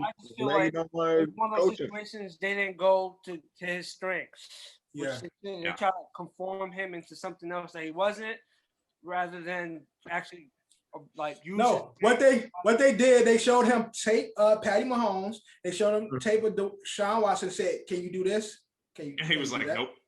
Yeah. Can you do that? Anyway, my New York Jets signed Tyler Kroft, former Buffalo Bill. We also signed Sheldon Rankins from the New Orleans Saints, who I love that move. LaMarcus Joyner and Justin Hardy. So we have a special teams specialist. He's a real big time kick returner. LaMarcus Joyner is a good signing for us. I'm just trying to look at the good my favorite signing is for the team that I like the most in the league. Juju Judon signing with New England. I love that signing. Yeah. Who's out? Who? Matthew Judon. Okay. Also, which will come up in our bag of trash shit. AJ Green. Mm-hmm. That signing AJ Green to the Cardinals. I was getting there. Oh my god. But Juju stays put in Pittsburgh. What? I know he was the other. He was the other player we were looking for. I don't know what the Houston Texans are doing, but they signed Mike Ingram and Philip Lindsay. So they have Philip Lindsay and Mark Ingram. Juju staying home. Fuck Juju. Yeah, fuck Juju. You know what's the funny part about the Juju? He took a discount. Juju got apparently the Chiefs offered him a good deal. The Ravens offered him a big deal. Dead ass. Low tier 2, bro. No, but the funny thing about he took less money though. The funny thing about the Juju deal is he had to. Before but they were about to give him more money in other places. Like he waited to stay for less. Drew, shut the fuck up. That's not true. You bro. shut the That's fuck the up. reason why he was still available. You shut Nobody the was fuck gonna up. overpay Juju for nothing. Nobody's about to pay Juju nothing. What are you talking No, about? they were going to give him a lot of money. You What are were you gonna talking give him more than what about? The Ravens were like ready to Pittsburgh give gave him him. like $8 million just to sign. Exactly Hell what I no. just fucking said. That's literally what they were Hell going to do. no. It almost happened. So, Ed, It almost finish. happened. Carlos Hyde ends up with the Jaguars. Again, running back that nobody really cares about these days. Kenny Drake goes to the Las Vegas Raiders. Jared Cook signs to the Chargers. That's a low-key move. I like that move. Kyle Fuller signed to the Denver Broncos, formerly released from the Chicago Bears. Deshaun Jackson with the Rams. I mentioned the Giants moves. I mentioned the Cowboys moves. Oh, the Eagles signed Flacco. Somebody mentioned that before. Deshaun Jackson went to the Rams, right? Didn't he go to the Rams? Yep. Deshaun Jackson went to the Rams. Lamar Miller signed to the Washington football team. Andy Dalton signs. Oh, no, never mind. We did that already. When you started in Chicago, I was here for that, but Andy Dalton signs. Mike Davis signs to Atlanta. Wait, did we talk about Andy Dalton or did we not talk about Andy Dalton? No, we did. Remember, we called my pops. Have to touch on it. Oh, yeah, we did call Dad. Okay. What he said? What did he say? I was here for that. Bro, he wasn't here. Yeah. He said it's a horrible pick. Pop said, what the fuck is they doing? He didn't even know. He was like, what? Yeah. He said it was like, remember the electric football games that you could buy? You buy the pieces, you just turn it on and the players just move. Like, it didn't really. He said that's how pretty much how Flacco and, not Flacco, but Foles and Dalton look out there. Just robotic. That's how Flacco look out there too, bro. Yeah, true. Flacco as well. Yeah. I don't know if we mentioned that Curtis Samuel signed to the Washington football team last week, but I'll say it again. Mike Davis signs. That's a really good pick for Washington. Really good move. Him and my boy Scary Terry were roommates in college. So they literally said, "Oh, from this point on, blah blah blah." There's like a picture of them together. Anyway, they're gonna cook. Ryan Fitzpatrick is literally just gonna fucking gun the ball to them all the fucking time. They'll score a shitload of points. They'll probably not win a lot of games, but they are a defense you should worry about. But again, they won 7 games last year. If they go 8-8, that's a great season for them. Mike Davis, the star in Carolina. When CMCC went down, signs with the Atlanta Falcons. That means we're done. Obviously, Dev brought it up, but AJ Green to the Cardinals. Deshaun Jackson to the Rams. The 49ers are keeping Kyle Juszczyk, the Oling fullback. I think we did that last week too. Yeah, we touched that last week. They also signed Trent Williams. And they also signed Alex Mack. Yeah, he got that bread. Back.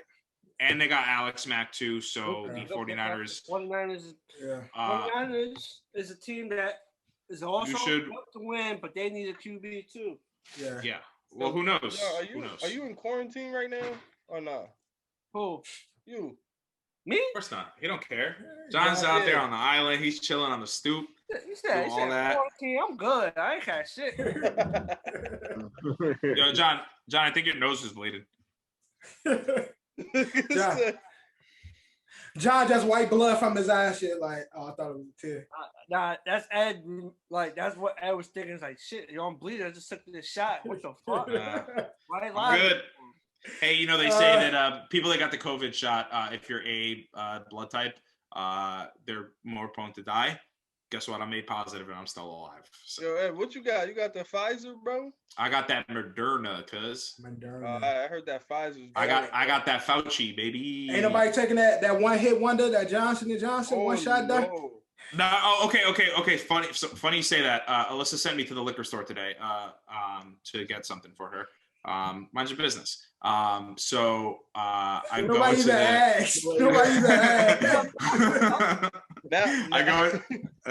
let me do my bit, man. Like, don't break it up. So I go in there. I go into a liquor store. I don't know if you've been to any liquor stores in Westchester, New York, but they're predominantly Asian owned. By the way, #Stop Asian Hate. Cut that shit out. It's fucking crazy.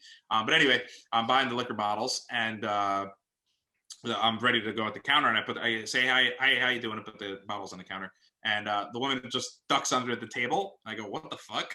And she starts sneezing, and I was like, oh, well, whatever, like, who cares? And she pops back up. She goes, I'm so sorry, allergies. And I was like, don't worry about it, man. I'm fully vaccinated. I was like, I got the, I'm good. And she was like, oh, me too. And then she was like, she goes, I just got the shot the other day. I go, oh, which one did you get? And she said the Johnson & Johnson. And it took every bone in my body to not go, fuck you, fuck the Johnsons. The Johnson & Johnson is the Johnsons. Fuck the Johnsons. Don't take the Johnsons. If you can, don't take the Johnsons. And then all the products people be getting cancer from and shit, like. Yeah, fuck the Johnsons. Talcum powder, Scumbags. They don't know how to run a football team, but they make some pretty good smelling baby shampoo and powder. Their powder's pretty fire. And that powder's but fire. that powder's giving motherfucking cancer. So really? Yeah. Yeah, women. Hold on. I'll be right back. I'm gonna go throw that away. Cervical cancer. Yeah. Oh, I put it up there. You know how much products we use that cause? Yeah, I mean, bro, even lotions, bro. That should be staining our skin. A lot of that shit. But did Ed get all of the football? Do we have any other honorable mentions? Yeah, I think we covered all bases. I think we got everything. I think people was too hype. I think people was too hype about like the Pats, but nigga, that AJ Green signing? Yeah, that's crazy. Nah, stop. The Patriots made right moves. Bill Belichick not playing. He's like, okay, Brady won this ring. We're gonna see what's up. We're gonna run this next season and see what's up. All right, but we're gonna get into our next segment. So that was in case you missed it. We're gonna move on to bag it or trash it. Where you been? Now, so far in the tournament, the men's tournament, there's been a lot of upsets. A lot of non-ranked teams putting out the ranked teams that were supposed to do something. Like I said earlier, I had Illinois to go all the way. They got cooked by Loyola, which Loyola. Loyola. Sister June. Got cooked by them. So first on bag of the trash it, I'll go to you first, Drew. Bag of the trash it. Will a non-ranked team make the Final Four? Oh yeah, I don't know if it's actually going to happen, but I'll say I'll bag it. I believe it's going to happen because where does COVID years going crazy? Like people, just like we said in our early segment, VCU just, Oregon just got by because a player from VCU just caught COVID and just like bumped them up. It's like, if that's going to keep on happening, I believe a non-ranked team is going to benefit off that. So I can see that. Yeah. So it's going to be a bag for me. All right, Kev, bag of the trash. Will a non-ranked team make the Final Four? Bag it. I don't see why not. So I'm really, really disappointed in Rutgers, man. Like watching the game the other night. Like I obviously predicted that first game and they got to win. But the game the other night, I feel like they should have won, but they definitely beat themselves. But it's what, like, concept is any given Sunday, but any given day, like one game. Yeah. Take one game. We talking win and move on, bro. So definitely. It don't matter. All right, Ed, bag of the trash it. I'm trying to just see who's remaining here real quick. I just, got to refresh. I know I've been looking at it all day. And when I say non-ranked, you have the Villanova. The top. I would 25. Assume. So top 25. Top 25, right? So everybody is ranked currently in the tournament, but of the top 25 teams that didn't make that top 25 list. You know what? I'm gonna say it. I think Oral Roberts will make it to the Final Four. There you go. Oral. I'm gonna say it. Oral. Out here sucking off Roberts. Gonna make it. All right. Okay. Yo, you know how like in NBA when you shoot like free throws, especially like when there were fans, like they had like those big like long like da da da da da da da da da da. What if like there were fans there and Oral Roberts was there and they were just going? Hey yo. No.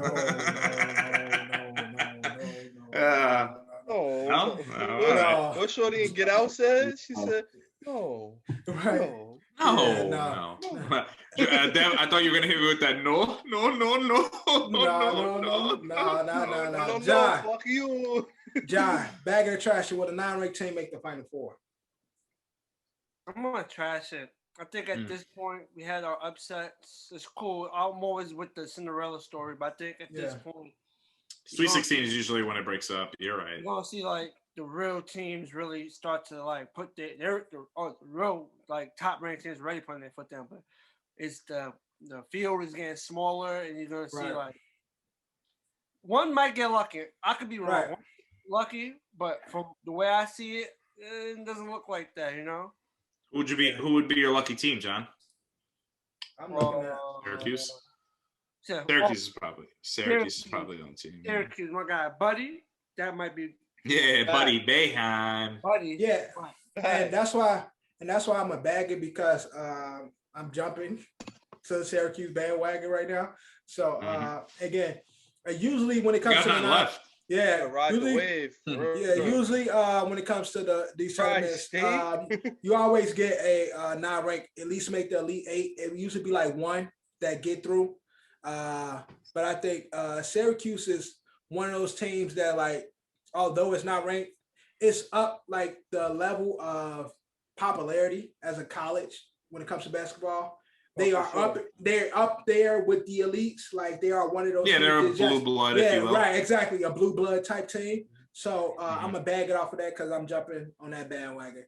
So yeah, bagging it. All right. Up next, we just spoke on. We're just talking about the free agency signings and stuff. And as we know, AJ Green has signed with the Arizona Cardinals. Ed, to you first. With the signing of AJ Green, do Cardinals have the best receiving core in the NFL? I think they have the best receiver in the NFL, one of the best receivers in the NFL, because I know that's like a pretty touchy subject with people. I think DeAndre Hopkins is the best receiver in the NFL today.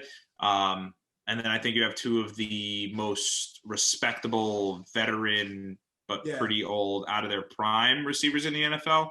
Right. Andy Isabella is a nice player, a nice receiver. Do they have the best receiving core in the NFL? No, I mean, that could be, again, hats off to you guys. When healthy, you could argue the Giants have a better receiving core.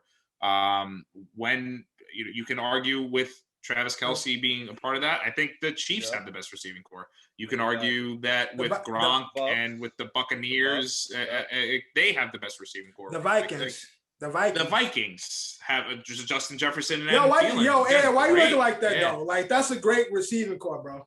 Why you looking? No, you're right. I'm just saying, like. No, Ed, I'm talking to Kev. I'm talking to Kev because Kev said. Yeah, he don't like Adam Thielen. Adam Thielen's nice. No, Adam Thielen is a dog, bro. And my boy. What is that? Justin Jefferson. That's literally what he does every time. Yeah. Nah. That kid's a dog, bro. Honestly, whoever gets Devontae Smith in this league this year is the best receiving core. Yeah. Yo, that's a magic. So Ed, are you bagging? If the Jets don't draft a quarterback, guess what? That's what they're doing.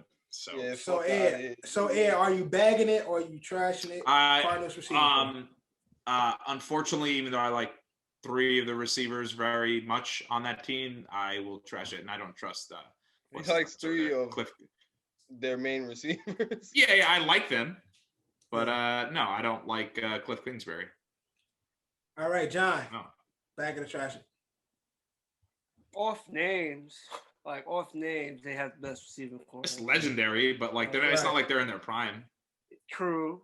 This ain't 2003 Larry. This isn't like true, but it's just 2010 AJ Green. Names like obviously a lot of players are doing their thing, but would they ever live up to the other twos, what they've done in their careers? No. If they win more than one, one ring, they will. Yeah. But we're talking about next season, though, John. Like they have the names, like AJ Green. Right. They have the names, but they have like. Let him get his take. Let him get his take. But the best core, there's a couple of good receiving cores. Bag of the trash. With that, you don't want to. Because he a fan. John a fan. Because he loves Larry. Larry's my guy, but no, Larry's he's been old for like he's been old for like 3 years now. That's my. He loves Larry. He loves AJ. He loves Johnny. Just loves. So. Yo, but the craziest thing is, Larry can have a big year because of those two. Yeah, either one, Larry or AJ, yeah. Either one can have one. And AJ is gonna have a crazy year because he's playing with Hopkins. But I'm gonna trash it. Okay. But I'm gonna trash it. I don't think they're the best receiving core, but I see AJ Green having a bounce back season playing alongside Hopkins because they got a double Hopkins. AJ Green is still talented. He just played for the whack ass Bengals. Like, and he's gonna be healthy. And also, to be fair, too, AJ's had some injuries. Some crazy injuries. Quick example. Blake Griffin, right? He is banged up. He went to a better situation, and first chance he gets, he shows everybody he could dunk. It's just when you get injury, you're hurt, and you're playing for a trash team. It's like, why the fuck am I risking my body for this? You know, now, crazy shit, I compete. The guy on the side of me might arguably be the best receiver in football. And I'm playing with this legend over here. They're going to have to double him because they ain't guarding him. I don't got to do too much. I just got to catch the ball when I get it. You know, he can have it. No, he could. Not saying he's going to be AJ Green from like 5 years ago, but he can have a. But he might. He might have a the potential. He could get like 8 touchdowns pretty easily. Yeah, I think in that offense. I think in that offense he could have like 13 easily. Right, I don't think you give him deep balls. I think you give him like. I would say trash because I kind of agree with Johnny that Drew got the floor. I kind of agree with John.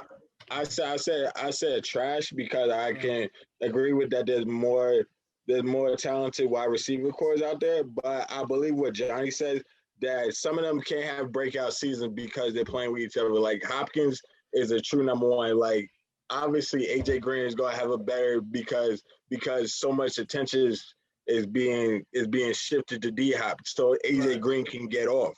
But I would say that they're not gonna be the best wide receiver core. There's more that's better than them. So I'm gonna trash it off that fact. Gotcha. Everybody gave their take on this? No, Kev. I have a question after Kev said. So what's the question? Do Cardinals have? Are they the best receiving core? With the AJ Green sign, are they the best receiving core in football? No. So you're trashing it. Giants. Trashing it. No, definitely the Giants don't. Okay. I would. It's definitely the Bucks or the Chiefs, but I would say the Chiefs. The Chiefs have the top rated like receivers. One just happens to be a fucking tight end. So again, I'm trashing it. I think the Bucks have the best receiving core. But yeah, that's it. That was gonna be my question. What team you think has the best? Yeah, I think I named like 6. Be the Bucks, bro. If I was like, I guess it's gotta be the Bucks. But if it's other than the Bucks. If not the Bucks, it would be like if not the Bucks, who would be 2? The Chiefs, and then like the Niners, and then because Niners have so many so many receivers. Where it's they lost Kendrick Bourne to the Pats, but Debo, with what's the other name? Brandon Ayuk. Ayuk, yeah, I think the culture of receivers in San Francisco is like they. Fucking Atlanta. Atlanta? Really? I mean, right, exactly. Gage ain't nothing to sneeze at neither. Right, no, for real. So the Jets. No. Again, like John said, we had D-Hop today and Larry and AJ 5 years ago. It's like, yo, give him the ring. Like, give him the ring. That shit would be crazy. If it was AJ from 5 years ago. And Larry from 03. I say like 6 years ago. Larry 6 years ago. Man, you give me Larry from 5 years ago with AJ from 5 years ago and D-Hop today. Ain't nobody fucking with that. Larry's just like, he knows how to play. He's older.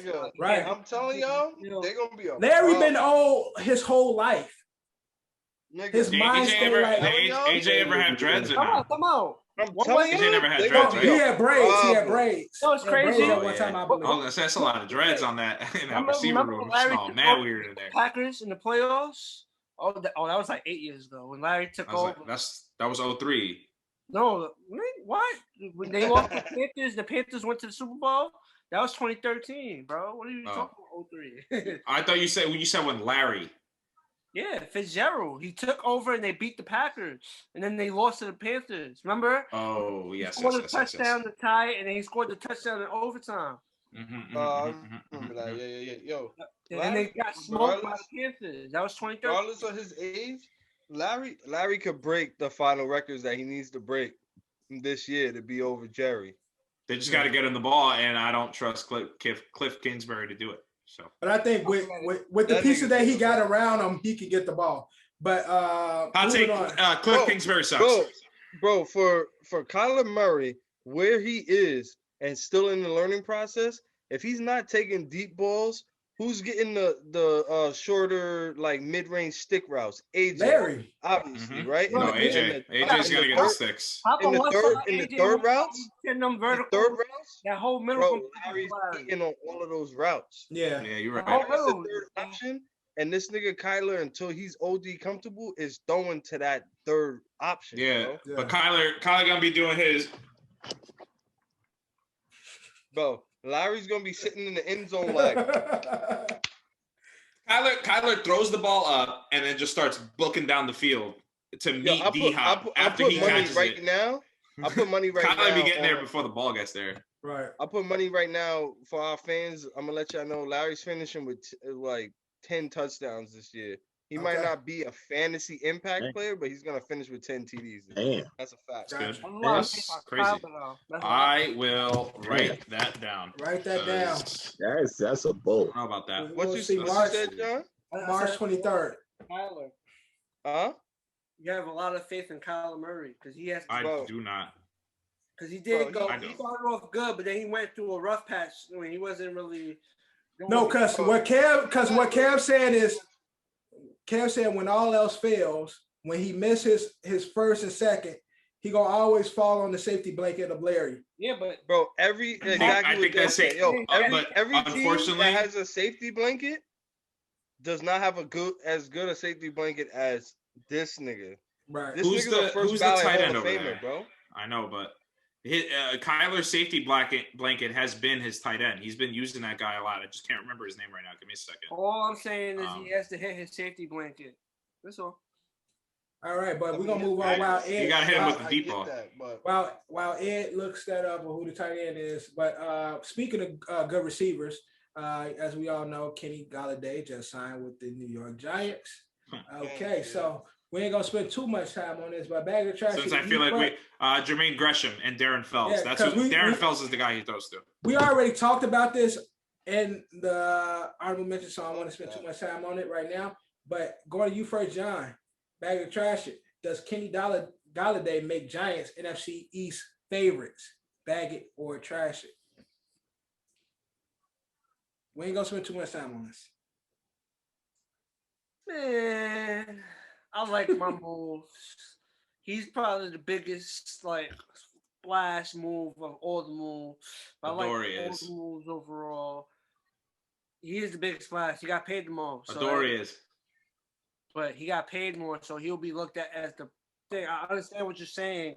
Who's the more important piece or whatnot? He's the biggest star. He's the biggest star. Splash because he got the more money. They spent more money on him. He got the $70 million deal. You know, so that's when you say, that's a big flash deal.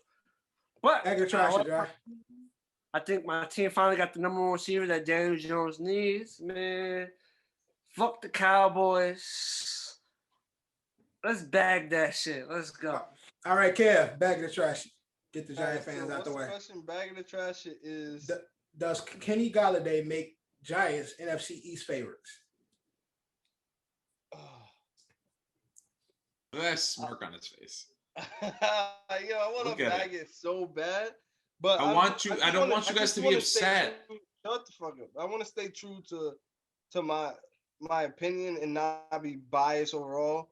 Like Adoree Jackson signing, bro. Like our defense really has a potential to win us more games just because he's on the roster, bro. So, for the sake of this, I'm gonna trash it. because I think Adoree is the bigger, fuck the money. Like, this nigga was gonna get the money to come to any fucking team at the end of the day. And I love you, John. You already know. But he was gonna get the money regardless. Is he worth all of it? I think potentially he just needs to show us that shit. But he's a good ass receiver. 25, he's like 6'3". Glad we got him. One bad season where he just didn't play no games. All right, Drew, bag of trash it. I'm gonna trash it because I just have this funny feeling. I like this team a lot in the NFC East. I like the football team, bro. It's just something about that team. I like it. I like the football team. But that's my pick. So I'm gonna trash it. That I just have like multiple teams, nigga. All right, Ed, bag of the trash it. What you said? I can, Drew. I can tell you why you have a soft spot for the Washington football team, because when they were the team formerly known as the Redskins, I think I could say it that way. Team formerly known as. There was a big time where a lot of former Jets played for the Redskins, formerly known as the Redskins, and they were called the Jetskins for a long time. John Hall went over there, John Abraham, Sean Ellis, Laveranues Cole, Santana Moss. The list goes on and on and on and on. So, yeah, that's where your soft spot comes if you're a real Jet. 2002 is when you started watching football? He wasn't watching football then. Then. I actually wasn't. So.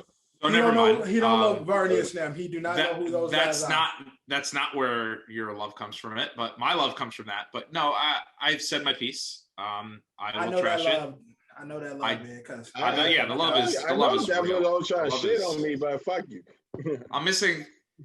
No, I'm saying I understand Ed's love because Jonathan Abraham was the other one. The guys he mentioned, I was big fans of. Like, those were really good players. So I understand that. I can understand Ed. And they all ended up with the Redskins. And you subbing me in the process. But okay. No, all right, whatever. No, we didn't. Okay. Yo, get out your feelings and let us work, bro. You shut the fuck up. All right, shit. Ed. Fight. Ed, finish your take, man. Yeah, I mean, like I said my piece. I know my truth. So you bagging it, trashing? I'm trashing it. There's no way. And if it is, surprise to me. I contradict myself all the time. I'm a hypocrite. Yeah, I'm gonna trash it because to me in the NFC East, there's no way to have a favorite. They all are subpar. So trashing it off the strength of the subparness of all of them. So we will see when the season happens. All right. Last up and bagging the trash it now. A lot of times for the few boxing fans, I'm not gonna even stunt in front like I'm a big boxing fan. I used to be. My dad used to be. Big time, man.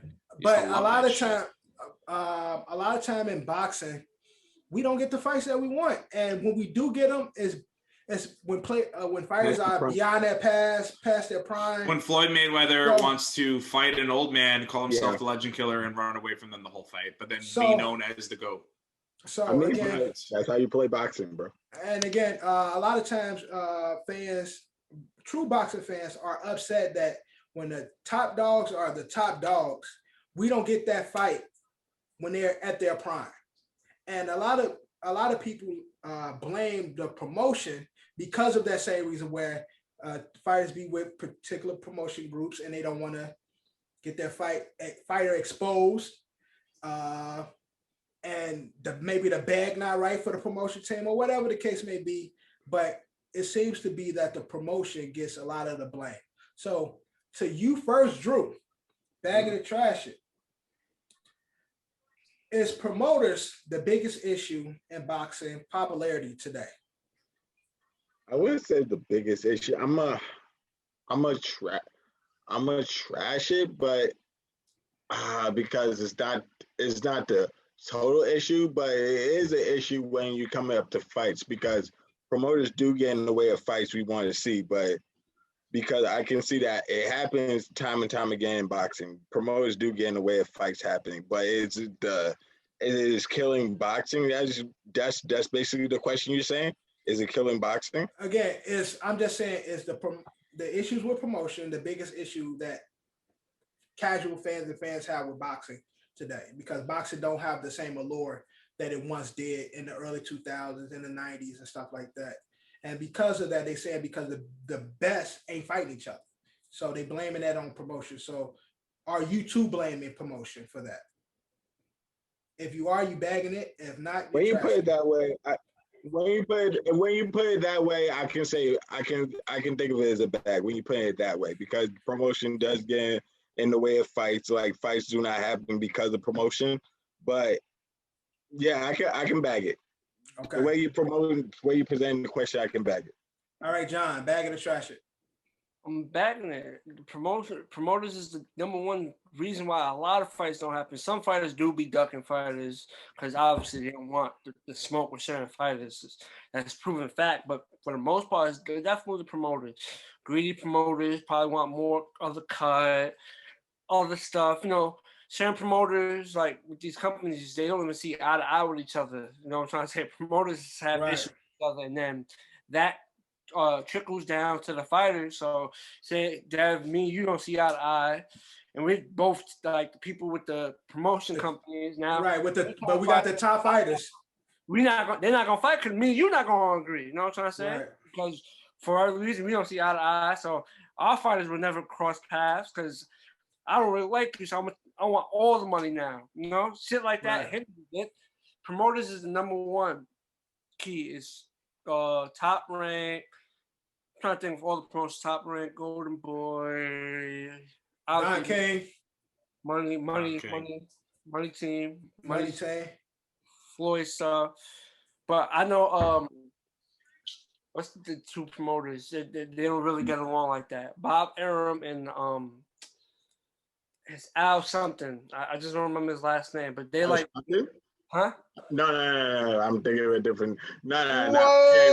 Forget it. I'm stupid. Boy, he said Al something. That was Drew. That was a benchable offense right there. I'm thinking of Don King, man. That's who I was thinking of. In his defense, at a certain point, they both had the same hair. I was thinking Don King. Nah, hell no. At some point, it was kind of similar. It was gray. It was puffed back a little bit. Y'all know I'm mistaken. A little bit. Yeah. I think the other one is Bob Arum and Al Heyman. They have like some of the top fighters. In relation to Paul? No, I don't think so. Oh, no, Paul Heyman, I don't think so. Yeah, but Paul Heyman. I feel like those two promoters is what holding back the fight between Terrence Crawford and Earl Spence. Oh, you're right. That's a fight. That's the biggest fight that everybody want to see. Everybody wants to see it. Yeah. They just happen to be on different promoters, like different promoters. Now, also, even with you have the same promoter, I'm pretty sure they don't want their top fighters fighting certain fighters because they want to preserve. The promoters play a big role, and that's the reason why we don't see a lot of the fights, or it takes forever for certain fights to take place. When we don't care about it no more. Yeah. Yep. All right, Ed, bag it or trash it.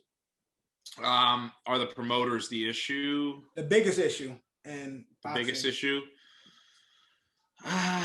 I'll trash it because again, I think it really comes down to I think the fighters don't look, man. Like these fighters used to move up in weight class. The UFC is doing it right now.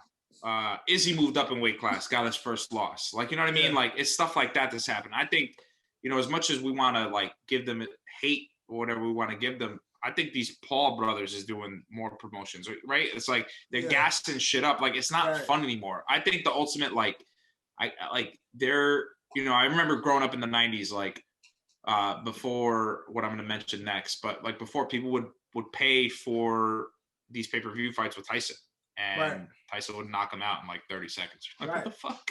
Like, why do we pay this? And then I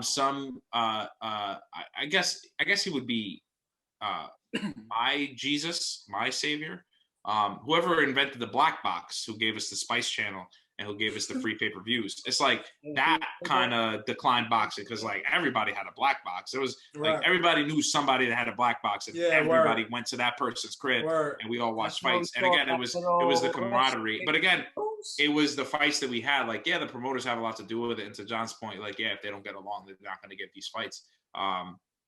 And when they finally do happen, it's too fucking late. Like, who cares? Nobody, everybody wanted to see Pacquiao Mayweather when Pacquiao was in his prime, not when Pacquiao was literally like, oh, I'm gonna go run for president and then maybe fight still. Well, what played a big role in that?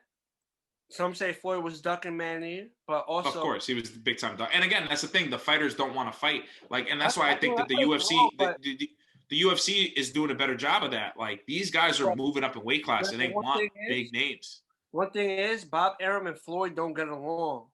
Yeah. Bob Arum and Floyd don't get along. And Pacquiao was a Bob Arum fighter. I think at one point Floyd was a Bob Arum fighter too, but they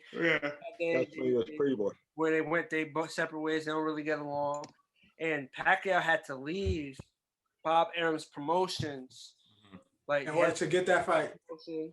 And he went to another promotion, and that's how the Mayweather and Pacquiao fight happened. He had to leave, So in order to finally get the fight. So ultimately, I think these fighters need to promote themselves. Like, you know what I mean? Like, call out another boxer like they used to. Mike used to do that. I know, but like, make it happen. Like, force it to happen. Make the fans push you to do that. Unfortunately, we see it in the UFC today. Unfortunately, in boxing, the promoters have a lot more to say. The fans so get rid of the promoters. They don't see the difference with get the black boxes back, and we're good. Boxing saved. If boxing had a Dana White, we'll see all the fights that we want to see. But boxing, I'm saying, unfortunately, it needs to happen. So much bread, son. That's what I'm saying. Yeah, that white racist national fascist. All right, but Cam, bag of the trash. Does promoters is promoters the biggest issue in boxing today? I would say bag it, because I know for sure, even though I'm not like up on boxing like OD crazy, I know for sure there's been a lot of fights that have not happened because of promoters. Like, definitely, like, at least not at the time that we wanted it. Like John said, like that Pacquiao Floyd fight, because of promoters. The Floyd McGregor fight happened. Should have never happened. Like, just the list goes on and on. But, they make that happen, but they don't make the fights that's supposed to happen. Exactly. Yeah. And if anybody that's old enough that watched that fight, that really watched that Floyd McGregor fight, like, that shit you could tell from beginning to end, that shit was rigged, bro. Like, it was not rigged for Floyd to win, but it was just rigged in the sense of it was made for Conor to not get his ass put to sleep. And also, Floyd. I mean, they gave us what our money's worth. There are people that watch Floyd and they want to see Floyd get knocked out. And there are people that hate Conor and didn't really care to see. Like, we all knew what was happening, bruh. Like, they were just diddling around, and they wanted to give us the chance to let Conor think that he was going to win so they could sell the fight, let it go a couple rounds, and then Floyd was going to cook him. And that's what happened. Yeah. Period. And again, just to clean it up, I'm a bag it as well. Again, I know growing up in the 90s, because my dad used to be a big boxing fan, especially the heavyweight division. Again, when you were the top dog, whoever was supposed to be number 2, back then you were fighting. Mm-hmm. I'm at the top, you the challenger, you number 2, you declare number 2. I'm either going to lose or knock you down. And the person that's after you, but the top dogs in whatever weight class it was were always consistently fighting. There was a lot more boxing matches happening. It was happening quicker. And mad concussions. Mad concussions. But we were getting the fights that was deserving. Like, the fighters, the top dogs were fighting the top dogs. So Tyson was just knocking everybody out, but he did meet his match with a few fighters, but because they were that good of fighters. It wasn't people just lining up just to get knocked out by Tyson. A lot of them did, but a lot of times it's in every weight class. It was like, if you number 1, I'm 1. If you 1A, I'm 1B, and we're gonna see who the top dog. Now it don't seem to be that way. It'd be a lot of fluff fights. It'd be like a lot of times he shouldn't even been in the ring with him. But and then the guy that he's supposed to be fighting, because of promotion, I feel like a lot of fights don't happen. Like you brought up, Ed, in UFC, Iggy, just to prove himself as a fighter, I'll fight anybody in any class. Who the best in UFC? They don't give a fuck. Okay, he the best. I'm going up. If I gotta go down, I'm gonna go down. Like, and we gonna set this fight up. Boxing needs a Dana White, where it's like, okay, if you think you this, meet this requirements, and we gonna make this shit happen. Yeah. Boxing don't really do that, and it's too many powers. Like, and I'll buy y'all an island for y'all to fight on. What's up?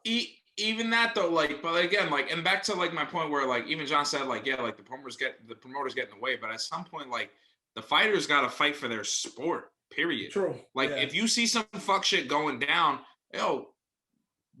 post and blast whatever you want. Who cares if your promoter leaves you? Be like, I don't need you anymore. You don't need managers anymore. You don't need fucking promoters anymore. Do it yourself, bro. I understand that, but when you sign that contract, and it's a But John, what I'm saying is, like, again, we hate them, we love them. You know, some people love them. I mean, I personally don't give a shit about them. Logan's all right, but it's like, credit to the Paws, like what they be doing, like they're gonna sell fights. But in professional boxing, it's kind of like a monopoly. Whereas these promoters have the power, so even if you leave them, the boxing people won't let your fight happen. Like the powers that be won't let your shit happen. So you'll leave, and then you'll never fight anybody of credibility again. So there needs to be a new, not the the HBO, like the boxing organization, the organization. Yeah, the organization. Yeah. All right, so start a new one, dog. Yeah. Period. HBO and then the Showtime. No, he's talking about I'm saying the organization, the organization that controls. Fucking, it looks like there's too much corruption in there. Right. And all these boxers they obviously know what's up. Yo, do your own thing, dog. You don't need them. And boxing be having no mob ties, but we ain't gonna get into that. Oh yeah. Facts. That's a fact. But that is bag of trash. We're moving on to start. Hey, take a dive. I'm gonna need you to take a dive. We're moving on. We're moving on to Start Bitch Cut. We kicking it off with 3 Clippers. Oh, quick thing. Quick thing. Start Bitch Cut. It's something we fucked up and we forgot to mention, and we were just talking about boxing. I was gonna bring it up, but we got into the competition. Mike Tyson is fighting Evander Holyfield. Oh yeah. Oh my God. What on Thriller? He turned it down. Mike Tyson people turned it down. That was debate. Tyson, Holyfield people said they had 25 mil to pay. Mike it was a bait. And they said Tyson turned it down. And then today Tyson said, Tyson's close to line. I saw it. Did you post it, John? Yeah, I sent it in the chat. He was like, Holyfield's a humble man. He said, we're gonna fight. Holyfield's a humble man. He's a man of God, but I'm God's man, and I'm gonna be successy when they fight. So I think it's only fair that Holyfield gets to. I think he gets to just bite him on the neck. I think Holyfield gets to like rip off a piece of his like right here, like just get like this part right here. Just take this. He's got it. I think it's only fair. It's only fair. If they Holyfield, but I think at this point Holyfield got to have Tyson Fury in his corner, like going like this the whole time. I think at this point in their careers and their age, I think Tyson's a little more fit and still has a little more fire. Holyfield is still fit though. I've seen videos. Holyfield is still fit too. You guys remember when Goldberg and Undertaker fought each other? Remember that? Honestly, I have a Tyson bias. Because you're a fan. But when Tyson dropped his videos, we all seen like, holy shit, what the fuck? Holyfield dropped his videos at the same time. It didn't have the same fire. It would never have the same effect. It's Tyson. It would never have the same effect. But we based on what they was showing off, I don't think, but we'll see what happens when the shit happens. Again, if it's like Roy Jones shit. How many times you ever heard somebody say, I'm a Evander Holyfield fan? Nobody. He ain't nobody that niggas fans of. It's Tyson. Tyson. Can I be honest about something? I thought Holyfield bled out that day, and I thought he died. I didn't even know he was still around. This thing is stupid. I did. Hell no. Look, Tyson was in The Hangover, in The Hangover 2. in The Hangover 3. He had his own show on Adult Swim. He got his own it's podcast Tyson. now. Where is Holyfield? I don't know. Dylan. That's what I'm saying. I thought he died that day. I didn't know he was alive. All right, moving on. Star bench cut. We got 3 Clippers superstars, and I'll say legends, kind of, sort of, maybe. I don't know. But we got CP3, Blake Griffin, Kawhi Leonard. Star bench cut. Clippers, all-time Clippers. Drew, kick us off. Starting CP3. Benching Blake Griffin. Cutting Kawhi. All right. Kev, star bench cut. Starting CP3. Cutting Kawhi. No. Benching Kawhi and cutting Blake. All right. Ed, star bench cut. Kawhi doesn't look right as a Clipper to me. He's a Spur and that guy that won a championship for the Raptors. So I'm starting CP3, benching Dunk City, and I'm cutting Kawhi. All right, John, star bench cut. Fortunately, I have to cut my man's Kawhi Leonard. He's getting cut because his Clipper shit is still fresh. He's a year and a half. I'm cutting Kawhi. I'm benching CP3, and I'm starting. Benching CP3? Yes. Nah, bro. You know why? That year that we went to that year that we went out to LA, bro. Like what? The Clippers just lost in the playoffs before we pulled up. They're playing Utah in the first round. Yeah. Yeah, they had just lost before we pulled up. But this is why I'm starting Blake. Obviously, Chris Paul wasn't even supposed to be on the Clippers. That's one. That's a whole. So you're biased. Clippers supposed to be with me. I'm the Lakers. But two main reason is if Blake Griffin didn't show out when he played, Chris Paul would have went to the Clippers. Even if he didn't go to the Lakers, he would have never went to the Clippers if Blake Griffin didn't have his crazy rookie year. So he didn't play his rookie year. He got injured. His first official injured. You know Blake Griffin's rookie of the year, right? You talking about his first official season? His first official season he didn't play. I don't think he played. No, which made him the rookie of the year his second year. His second year. Play. He didn't play no games, so he's still considered a rookie. He didn't play, so he's still considered a rookie. And his rookie season, not his real first season, but his rookie season, he averaged 22, 10 as a rookie. Blake Griffin made it a place for where Chris Paul was like, oh shit, I would want to go. Oh, I'll be fine with a trade to the Clippers. No, so without that piece of Blake Griffin going there, I think Blake Griffin played 2 years before Chris Paul got there too. He played 2 years. So you see the hang time. I'm saying that shit look like Laffy Taffy, cuz like that shit is long as hell. Who knows your hair is that long, dog? It's just curly, bro. Yeah. And I'm calling my guy Kawhi. Yeah, I can do the braids if I want to. I just be chilling. But I'm saying you might as well. You gotta come over here with some fresh braids. That shit is long as hell. I shit mad long. But yeah, gotta braid down shit. But yo, starting CP3. Again, it would be no Lob City without the Lobber. So that's the lobby, because the Lobber was CP. Right, that's what I'm saying. I'm starting. Oh, okay. Yeah. Lobby is. But then the lobby, a part of that is Blake. Mm-hmm. So I'm gonna bench Blake. Kawhi ain't did shit in the Clippers. Like it looks bad. It don't look like it's gonna go good. And this Clippers experiment is not working.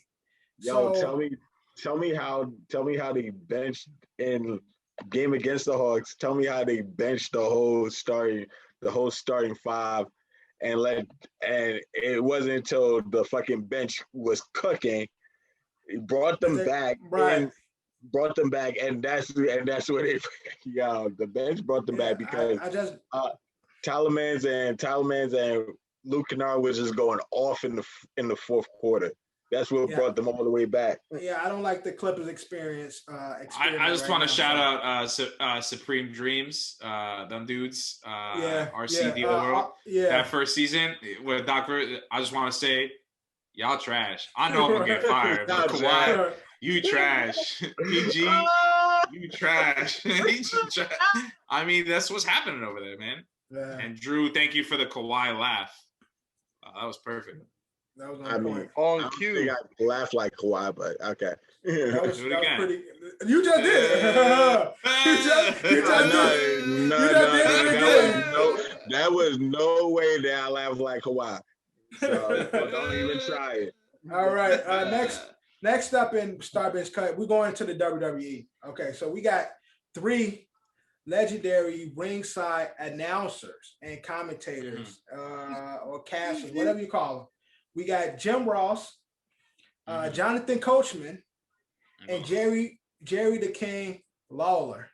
Johnny, kick us off. Star Bench Cut. Damn, this is easy, but I don't want to cut my man's so name. Easy. But I'm cutting Jonathan Coachman. Word. That's my guy, but I'm cutting him. I'm benching my man Jerry the King Lawler. You know, he's the man too. Gotta start good old JR. That's the fucking yeah, that's the GOAT. That's the GOAT when it comes to that shit. My God!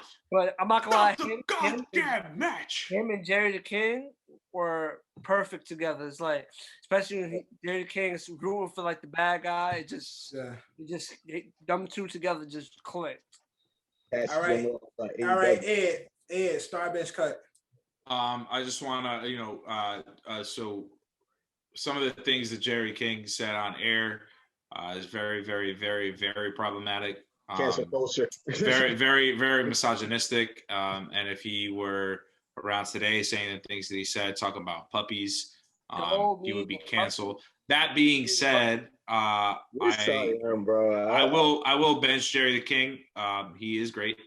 With his beef with Andy Kaufman, him ringside in King of the Ring, and then just also being the king. Jonathan Coachman, I know he was playing a character, but God, I fucking hated that dude, like so fucking much. And then he went to ESPN, and I was like, what the fuck? I can't get away from this guy. And now I play fucking Madden, and this guy does the fucking halftime show. I'm like, dude, get out of my fucking life. Like, I never liked you. I don't like you. You're weird. Get the fuck out of here. And of course, how can you? If anyone cuts JR, you're out of your fucking mind. I mean, the guy's a sweetheart. Right. All right, Kev, Star Bench Cut. So I'm starting JR, cutting the coach, and then then Jerry Lawler is definitely, being benched. They're like the dynamic duo. You know what I mean? Right. All right, and Drew. they have been. So I'm also cutting. What's the other dude? Who's the Michael Cole? Fuck that guy. That guy fucking pisses me the fuck off. I hate it. Michael Cole, OG too, though. I hate his voice. Though, but I will sub bench JBL. JBL was a good announcer too. JBL was nice. JBL, they had Taz at one time. Taz was like, I think Taz was like the best. Though. Heyman was doing it in my point. In my opinion. They had Taz at one point. Paul Heyman was doing his thing. Paul Heyman. Yeah. Paul Heyman was an announcer? Yeah.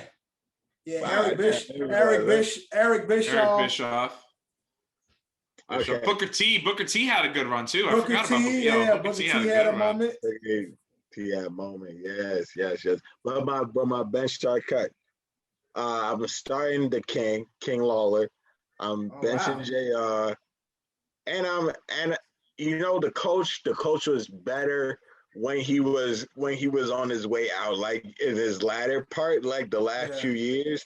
That's when the coach like actually shined. But like during like the first, just like he was playing that character that he was, but it was horrible. So I'm cutting him. But I'm starting JR. I mean, JR is the GOAT, OG, triple OG when it comes to the shit.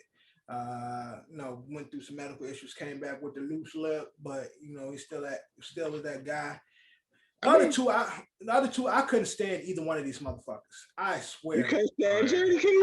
I couldn't stand Jerry racist King. As fuck too. I'm gonna say it too. Jerry King, little racist. I couldn't stand Jerry the King. His laugh fucking drove me crazy. But the coach, Uncle Tom ass, used to get on my nerves too. Yep. But the coach grew on me. So, and because everything is done, I'm going to bench the coach and I cut in Jerry the King Lawler from my list. So, I can't stand Jerry the King. I never liked his ass. Ever. I never liked him. But that's my start. I can respect that.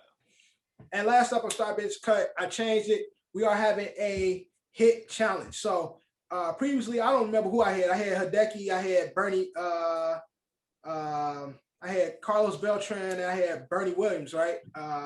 Start bench cut. But this time I switched it up. So now you are at bat. These three pitchers are throwing the meatball straight down the plate. Fastball coming straight to you. You got to hit the ball. So you got Clay Kershaw, Shane Bieber, and Justin Verlander throwing you a meatball. Start who you think your best chance of getting a hit on. Start bench cut. Kev, kick us off. This is tough. What the fuck? I'm gonna take Bieber first. Bieber's got the filthiest stuff. Yeah, if you don't know Bieber, he's got the filthiest stuff. No, I know he does, but at the end of the day, I'm gonna take Bieber first only because I feel like if I'm a professional league hitter, if I don't take the best competition, then who the fuck am I? You know what I mean? I'm never gonna be shit if I can't get a dunk single. No, hold on. You ain't no professional. No, you ain't a professional. You are Kevin Jett. You are Kevin Jett. You are Kevin Jett. And you Kevin Jett, you up at bat, and you gotta face one of these guys. Who ain't hitting none of them? Let's be realistic. Who? Verlander? Yeah, Verlander. You Kevin Jett today. I got my order. So I'm gonna go Verlander, Kershaw, Bieber. All right. Start bench cut. Starting Verlander. Starting Verlander is saying you can hit off Verlander. Right. That's his best chance of getting a hit. Okay. All right. Benching Kershaw is the second best, and Shane, it ain't gonna happen. Yep. All right. Eddie, start bench cut. You guys know what a drag bunt is? I don't. It's you come late with a bunt. Again, if you talking about a meatball to me is that's when you fall into it, right? It's late. No, okay. Well, no. So for Verlander, I'm gonna start him because I'll just try to drag bunt it. You know, and meatball to me is like a 46 mile an hour pitch. You know, don't be hitting them high 90s on me, dog, because I ain't even gonna be able to bunt at that neither. But Bieber and Kershaw, yeah, I'm leaning in on that pitch. That's the only way I'm gonna get on. Or you ever see it do like swing and a miss, but then the ball comes back and you slap it with the back of the bat, but you still swung and a miss. I think maybe because I don't think that Bieber can throw like a straight fastball. There's still some funk on those. But Kershaw can throw you some heat. So maybe I'll get lucky on a back around. So I guess I'll bench Kershaw, but there's no fucking way I'm hitting Bieber. There's no way, again, unless I'm leaning in. Or the strike zone is this big because I'm crouching really, really low at the plate.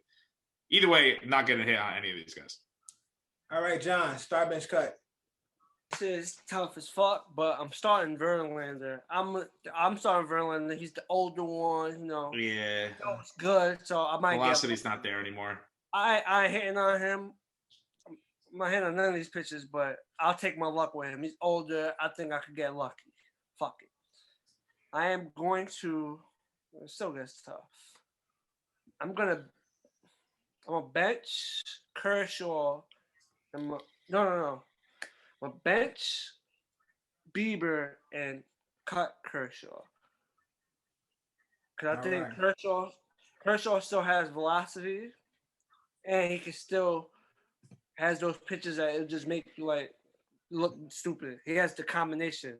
Yeah. I think he has that over Bieber. Bieber has he's got the slick shit. Bieber's got the slick shit. That's what I'm saying. Like even Bieber's like straight fastballs, like curve.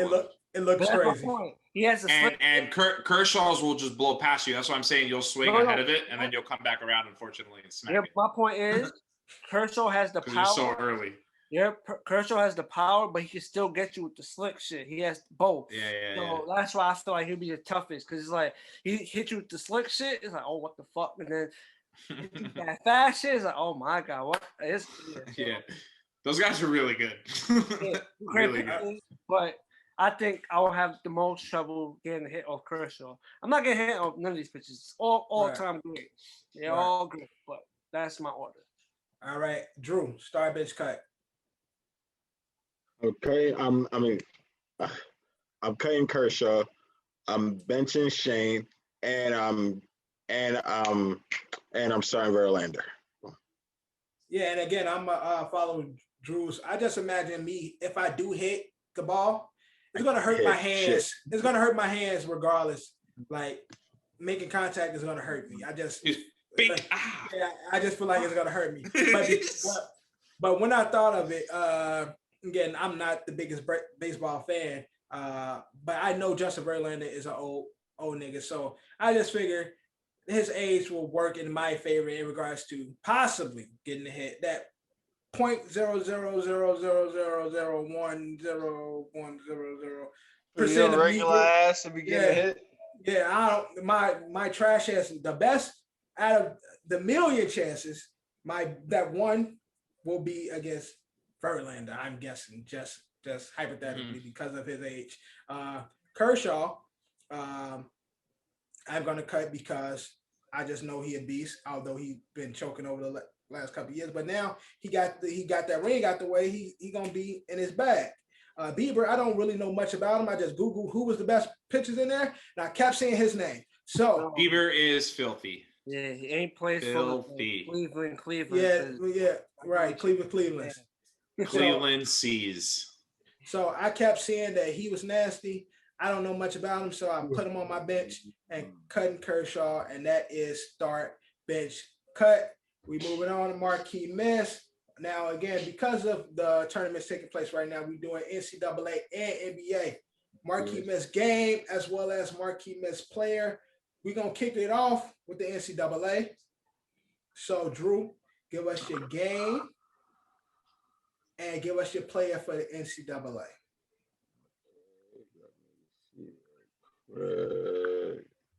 NCAA, let me go. My notes. Go to your notes. Go to the notes. Go to my notes. Hold on 1 second. Why is my phone acting like this? It's fucking up. Hold on 1 second. My bad, guys. Cool. 1 second.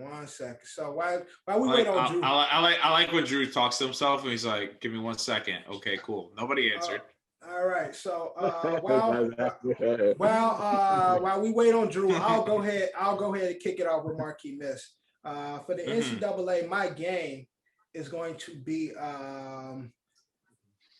Loyola, Chicago, and Sister June versus Oregon State. And my player is Buddy Boeheim. So that is buddy. You know what's crazy? Yeah, buddy. Me and Dev got the same shit. I got Oregon State versus Loyola, and I got Buddy Boeheim. I'm skipping order because me and Dev really have the same shit. So Drew, buddy. Drew, I got mine. Mine is Villanova against Baylor. Villanova. My bad, Villanova. Charlie Villanueva. He think about Charlie Villanueva and shit. Yeah. and my Marquee Miss player is gonna be Jared Butler. Which was Charlie used to be a really good college player too. So no eyebrows and shit. But Charlie B, shout out to him. All right, Kev. Let's get your NCAA game and player. Well, NCAA game is Syracuse versus Houston. And then the obvious choice for player in that same game is Buddy. Yeah. Buddy could be mine, and I could be your buddy. Look at us all jumping on Look at us all jump on the bandwagon and shit. On the buddy bandwagon. That shit easy, yo. Tri-state. All right, Ed. Let's get to NCAA.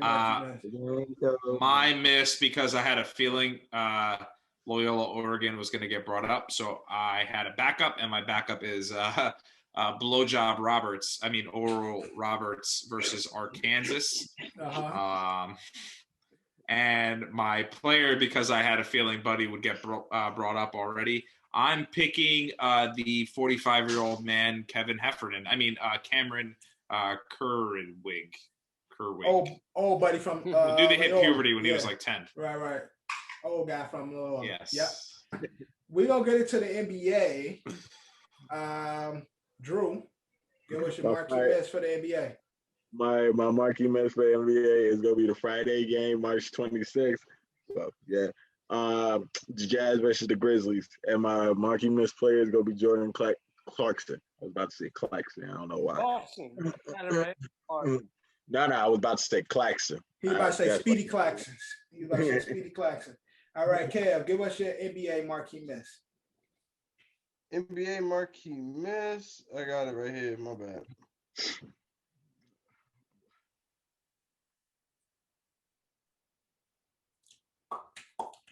So I got the Knicks versus who they playing? They playing the Washington Wizards. No, they're playing the Wizards on Thursday, I believe it is. Again? You mean again? They played them today, is what I'm saying. Again. Yeah, unless I'm bugging the fuck out. Somebody else look at it. They are playing them again, right? Yeah, okay. They are. They're playing Thursday at 7:30 at the Garden. All right. Thursday, 7:30 at the Garden. Yeah, you're right. All right. And then I had the shit open in front of me, and my player was on another team, but I don't got the shit in front of me. So, if I'm trying to remember, my player was gonna be Joel Embiid. There you go. Is he back? He should be back for that game, but his game is Friday. I forget who they're playing, but his game is Friday. He's playing the Lakers Thursday. I don't think he's gonna be back that day. So yeah, it's a Thursday game. If he's back, it's him. If not, then him. Okay. All right, Eddie. Because I'm counting on him because is LeBron supposed to be back or not? LeBron's out. He's dead. Exactly. He died. So he died. If LeBron's definitely out, LeBron. back, then obviously that's why I picked him. All right, Eddie. Marquee miss. Game Knicks Bucks player R.J. Barrett. Baratu. Barrett clad. My game. I should have changed it, but I'm gonna keep it anyway. It's Saturday, Clippers, Hornets. Fortunately, LaMelo was supposed to be part of that, but he got hurt. But still, I'm gonna keep Clippers, Hornets. Hornets still got a solid squad. Right. And my marquee miss player, because he actually finally came back, is for this week is Blake Griffin. All right. So my marquee miss is from Friday because it's like the tale of two cities. And it might be ass, but it might be okay. And it's two proven teams. I got Cavaliers versus the Lakers. The Bron Tails. I was going to choose that as my second choice. I call it the Bron Tails. And my player is Malcolm Brogdon for this week. So that is marquee miss. We get into our last segment, and that's Fab Five. Now, because of the tournaments happening in NCAA sports, basketball, men's and women, on this Fab Five, we are doing our countdown of our favorite collegiate athletes. Now, whether you did it of all sports, baseball, football, basketball, or you just focus on basketball, it's up to you. Give us your 5-to-1 favorite Fab collegiate athletes. Now, I only doing athletes I actually saw. You can do all time. It's up to you. Let's see how we all mix it up. But kick us off, Drew, at number 5. Fab Five collegiate athletes. Who you got? My number 5. We are going with, other than Tyler Hasbro of your North Carolina National Tar Heels. Let's rattle off his stats. In 2008, he was National College Player of the Year, and he was an All ACC Rookie of the Year in 2006. He was an ACC Tournament MVP. He also won the Tar Heels won the National NCAA Championship in 2009. Yeah. He got plenty of accolades. So yeah, that's my number 5. So no, and Tyler Harrisburg played for all 4 years, right? Yeah, all 4 years. Yeah, all 4 years at Tar Heels, North Carolina. Right. Yeah. So he had a great collegiate career. So Kev, at number 5, what you got? I got Reggie Bush at number 5. Good pick. Cedar, or Dorsis, he lost the Heisman. He lost his Heisman after earning his Heisman, but that's neither here nor there. Let's not talk about it. Was it money? It was a money thing, right? Money. Okay. Proper benefits. Yeah. Right. Yeah, the benefits they should get. They full of shit, bro. They still niggas know. NCAA been shit. Yo, poor Reggie, bro. He had his life all together. And he had to fuck around and go date a Kardashian and fuck his whole life. All right. Poor Reggie, man. Ed at number 5. So in honor of the NCAA tournaments, I thought we were only doing basketball, so therefore my list is only basketball. So sorry. Diana Taurasi is my number 5. Diana Taurasi. Great pick. We already know Diana Taurasi, one of the college goats and professional goats.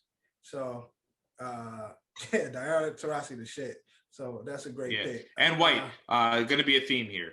Okay, so great. So Eddie got the great white hype on his list. All right, so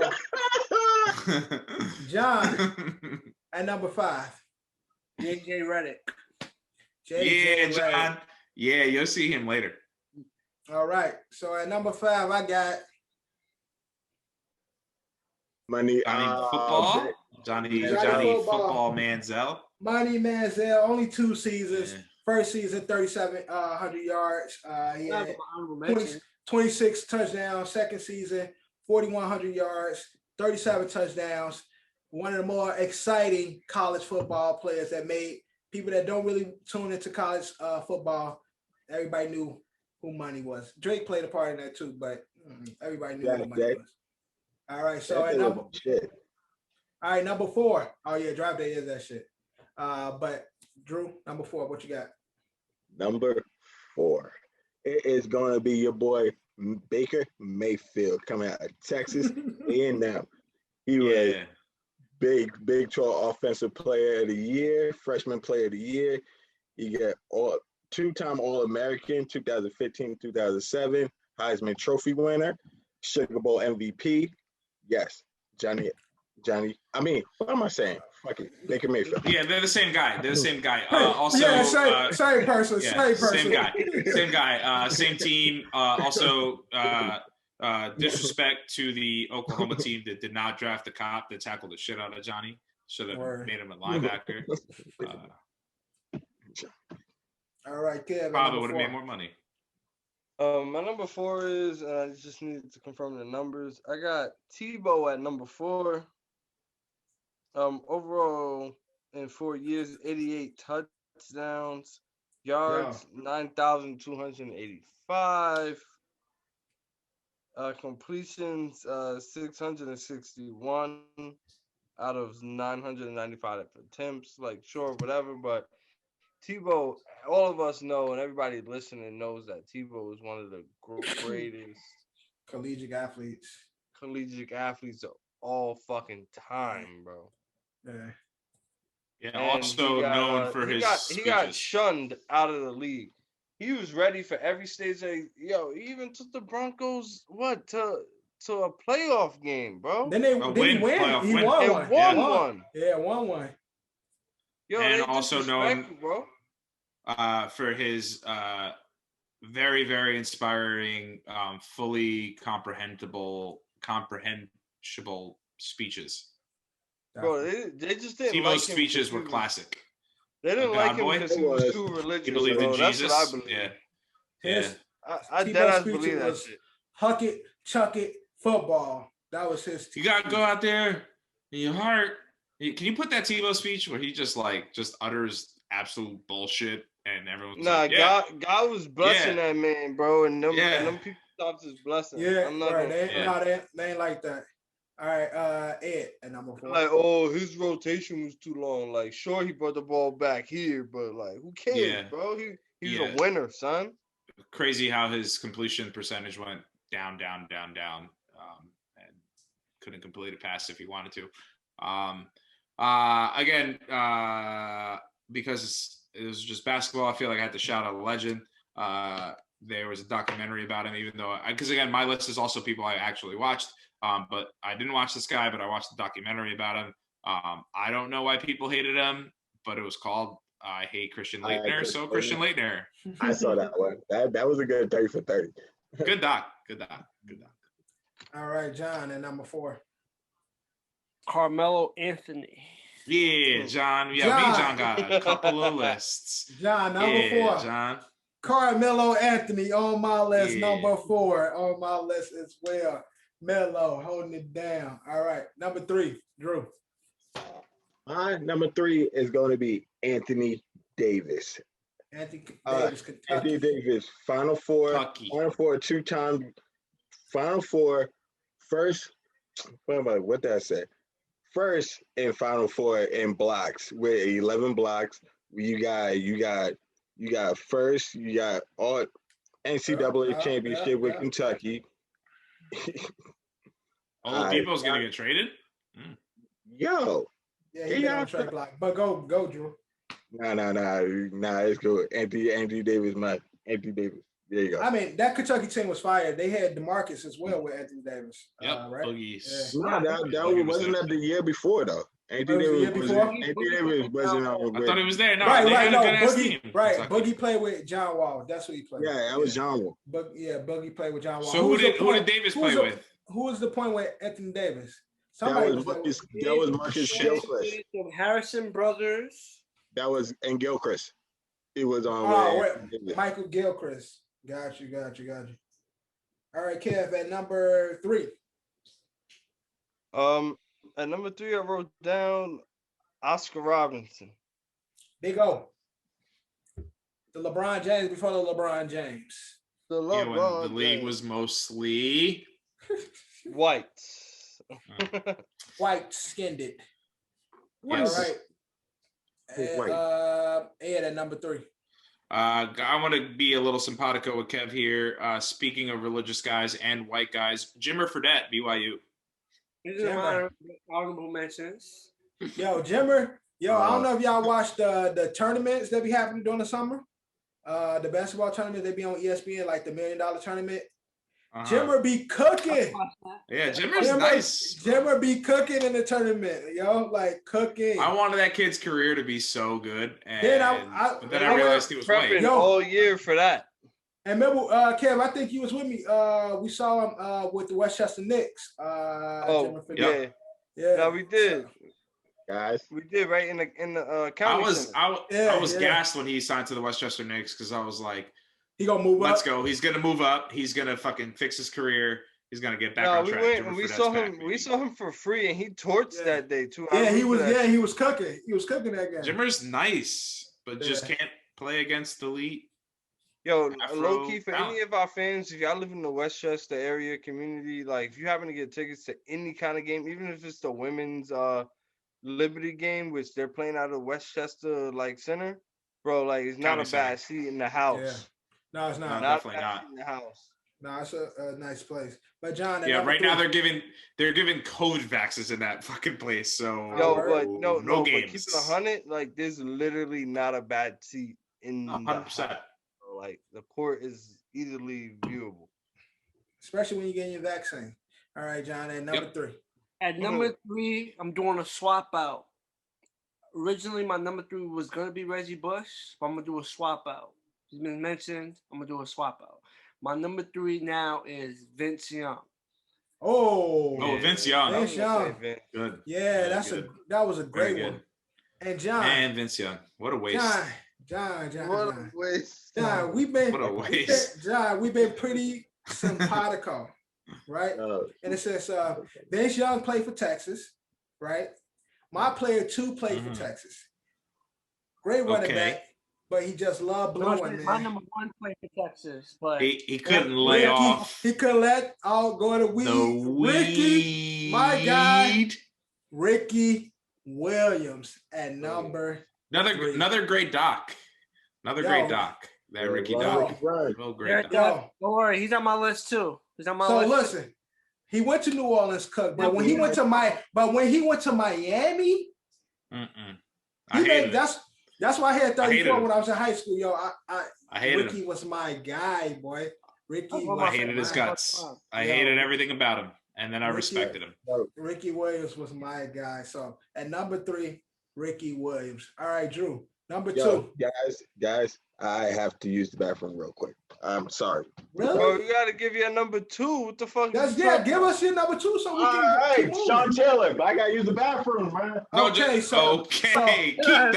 Keep that. It's Sean Taylor, buddy. I gotta use the bathroom. So number 2, from Miami, from the U, Sean Taylor. Great pick. I'll give him that. Sorry to our listeners. Drew has a very, very small bladder. He's like a child. If you don't tell him, if we don't tell him to go pee pee before the pod, he'll go pee pee on himself. And again, that was shit. And again, he got Sean Taylor. He had the Lamar Jackson. Bladder. He got a small bed. You see the little ass headboard. Look at this tiny little headboard. He's still got a twin size bed he's had since he was 15. He got stickers on there. What are those, Pokemon stickers or Yu-Gi-Oh stickers? Yo, son. Drew don't get no buns. No buns. No That's buns. Fact, bro. Drew gets no ass, bro. I kid you not. Bro. That nigga, he ain't seen no pussy since he came out of one. That's a fact, bro. That Nigga, Johnny don't want to laugh. Nigga, that's a fact, bro. No cap. Anyway, it's my take. Yeah, number 2, Kev. What you got? No, don't get down. I got a Cleveland legend. Okay. I got a Cleveland legend at number 2. I got Jim Brown. That is really crying. I heard y'all whole asses talking about me, so shut the fuck up, guys. Fuck ass niggas. Yo, mute this nigga, man. Show my take. All right, Kev, take your take. Yo, I swear. Kev, what you got at number 2? I got a collegiate legend, NFL legend. I got the man himself, Jim Brown. I think what he said, he had 2 years for him playing in college. He had 2,000 yards, 26 TDs. So yeah, Jim Brown. All right, that number 2. Oh, I'm sorry. JJ Redick. JJ Redick, number 2. Redick. And again, Duke legend. Duke got a bunch of legends, man. JJ off the dribble or off a rebound would just splash a 3. No problem. Anywhere, yo. Just no problem. Him, Cal Singler, like them white boys. Duke always had a white boy that can shoot you out the gym and shit. Like always kept one. Grayson Allen, all those guys. Those that's why I fucks with Duke. All right, Johnny, number 2. Number 2, I got Steph Curry. Steph Curry at Davis. He has that really good game. Davidson, a lot of people slept on Steph, said this game wasn't going to transition. Not the Knicks. The Knicks didn't, but the Warriors. Knicks definitely did. Knicks was no, they didn't. They had a chance. What happened? With the goddamn fucking Warriors. Okay. The Warriors had to pick before the Knicks. Knicks still wouldn't pick them. Matt, yeah. No, the Knicks wanted to pick him. No, they wanted him. They wanted to pick him. I hear what y'all saying. Because of his daddy. Daddy wanted him to play with the Knicks. That's what I'm saying. I hear what y'all saying. But it's the Knicks. Knicks would have still found a reason not to get him. They got somebody else. I'm just saying if Steph's last name was Manning, he would have got what he wanted. That's true. All right, number 2. I'm going NCAA women's basketball. Brianna Stewart at number 2. Currently in the WNBA, 4-time champion again. This one, UConn, was kicking everybody's ass. She won 4-time most outstanding player, 3-time national player of the year, 3-time AAC player of the year, 2013 U.S. basketball player of the year, She only lost 5 games out of the 151 games that she played. Number 1 draft pick and averaged 19 points, 10 rebounds, and 3 blocks, 4 assists. So Breanna Stewart holding it down in the WNBA. She is my number 2. All right. And we're going to get into number 1 on our 5'5 collegiate athletes. Drew had number 2, Sean Taylor. That was a big pick. But at number 1, who you got? Cam Newton. Cam Newton. Cameron Newton. Yeah. Great pick. You a free agent. You free agent. You trash. You're a free agent. That's a great pick, Cam Newton. Yeah.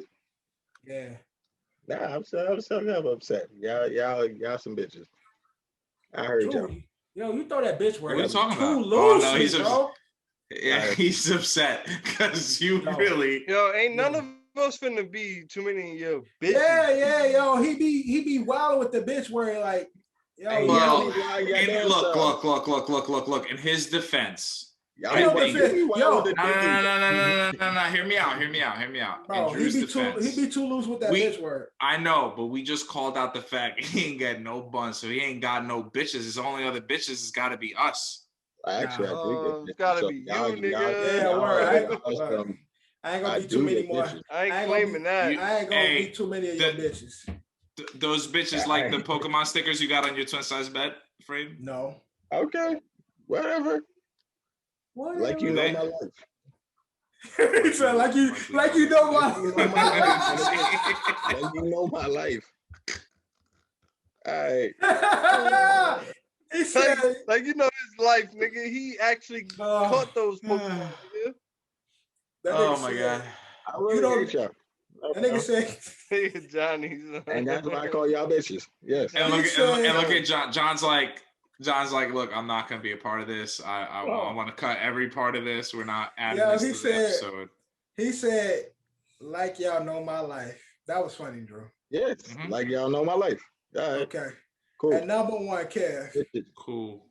We're your friend. We supposed to know your life. Man, and Drew, we're literally we talk to you every single day. Every single day is a kind of a stretch. You talk to me once a day. Well, you don't reply back, and then we Zoom once a week. Drew. And then we Zoom once a week. Drew, if you were really getting buns, Drew, you would say, "Hey guys, can you shut the fuck up? I'm trying to clap these cheeks real quick." Yo, we want to. You get buns, my nigga. Do you get buns, my nigga? Yes, I do. You on Bumble or you on Tinder? Hold on. You on Bumble or you on Tinder? You gotta find me on Tinder. Grindr? You on Grindr? You made a new app. What's it called? Is it called Grindr? Nah, I ain't gonna do that. He on Grindr. I'm not even gonna say nothing. Grindr. Nah. His new app is called. It's called Short Bus, man. I'll say it, Drew. Drew, we talk to you. We talk to you every day, bro. I want to be happy for you. So start sharing with us when you. Yeah, let us know what's going on, man. Yeah, let us know. We want to know. Yeah. We want to be a part of it. Like we want to vicariously cheer for you. Word. Like, you got basically 2 married dudes on this pod. We want to know. Y'all bitches. That's one actually married, one ghetto married. Why are we calling us bitches when we try to celebrate you? We try to celebrate you now because we want to be a part of it. You say I be disrespect. You be all the time with the dick eater. You be dick eater every time. Y'all acting like that ain't disrespect. Chicago ass nigga. Chicago ass nigga. Chicago ass nigga. Why don't fucking scream like that? Okay, you gotta have to mute that nigga, man. We gotta finish this podcast. Okay. This is sports podcast. Kev, at number 1, what you got? Yeah, number 1. Where the fuck are we? Number 1. Yo, this man averaged 159 rushing yards per game, son. Yo, this man over the course of 4 years had 52 touchdowns and 5,259 yards. Yo, if this wasn't the illest running back ever, AP Herschel Walker, bro. Oh, okay. Yo, Herschel. Just to shut him down, open up shop. Herschel Walker, bro. No, it's crazy. Shit. What, John? I just made you switch it. Switch it. What's up, John? My number one saying the same. Okay. My number one numbers is crazy. All right, Ed at number one.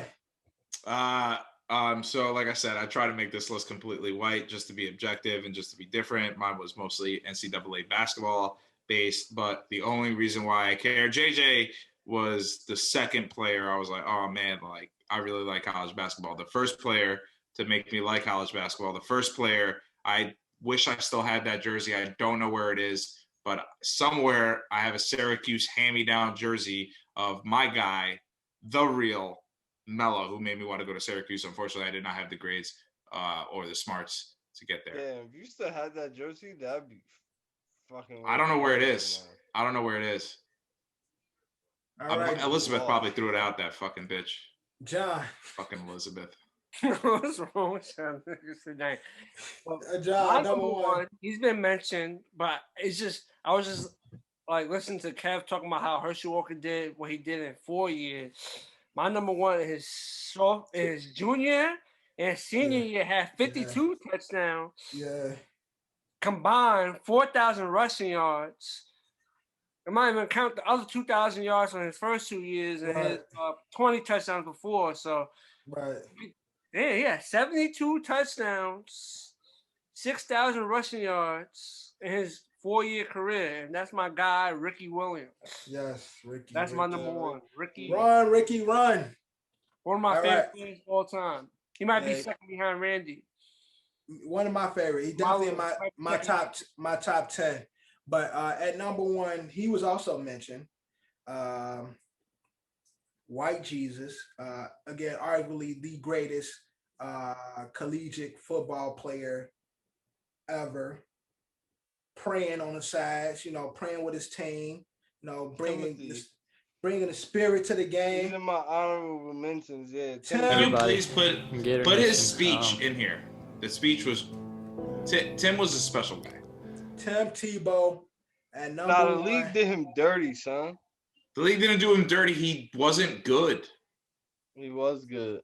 They figured him out. He wasn't good. No. He didn't win a game for the Broncos in the playoffs. No, he did fine, but his second year when he came back, they let him go for a reason. He wasn't good. No, come on. Don't do that. No, why don't do that?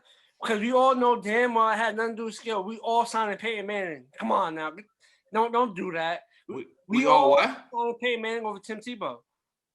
Yeah. That's the reason why they let him go. But it's not like he did. It's not like he didn't have another opportunity. He played behind Mark Sanchez, and then Mark Sanchez sucked. And then he had his opportunity, and then he fucked that up too with a good team. Hey, come on. Don't Rex Ryan got Mark Sanchez tighter on him? Yeah. All right then. That plays a role. Yeah, but he benched Mark and put Tim in, and Tim fucked up. He wasn't had good. Faith in him. He has Mark Sanchez tatted on him. Listen, man. How you gonna expect? I'm just saying.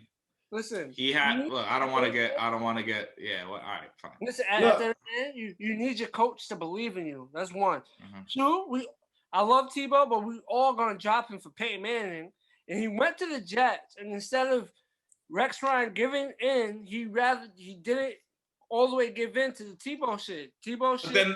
But then he had training camps and tryouts, and he sucked, and nobody wanted to sign him. And then he went to baseball, and then he sucked at baseball.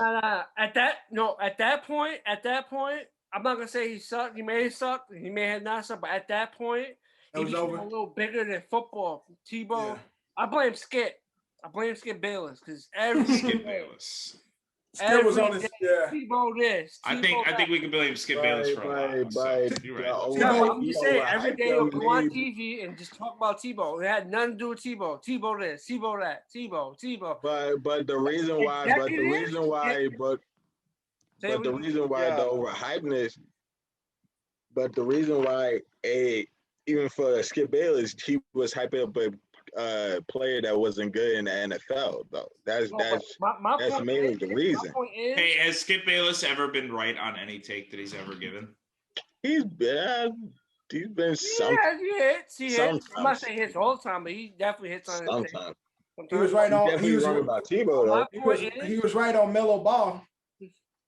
My point is, LaMelo Ball, Skip helped create a monster in Tebow, and Tebow got a cult following, and the team's executives weren't big fans of that. Even if Tebow was good, but you had someone that you preferred, the fans try to take, like, no one trying to say the fans try to take full control of, like, Tebow, put him in the game.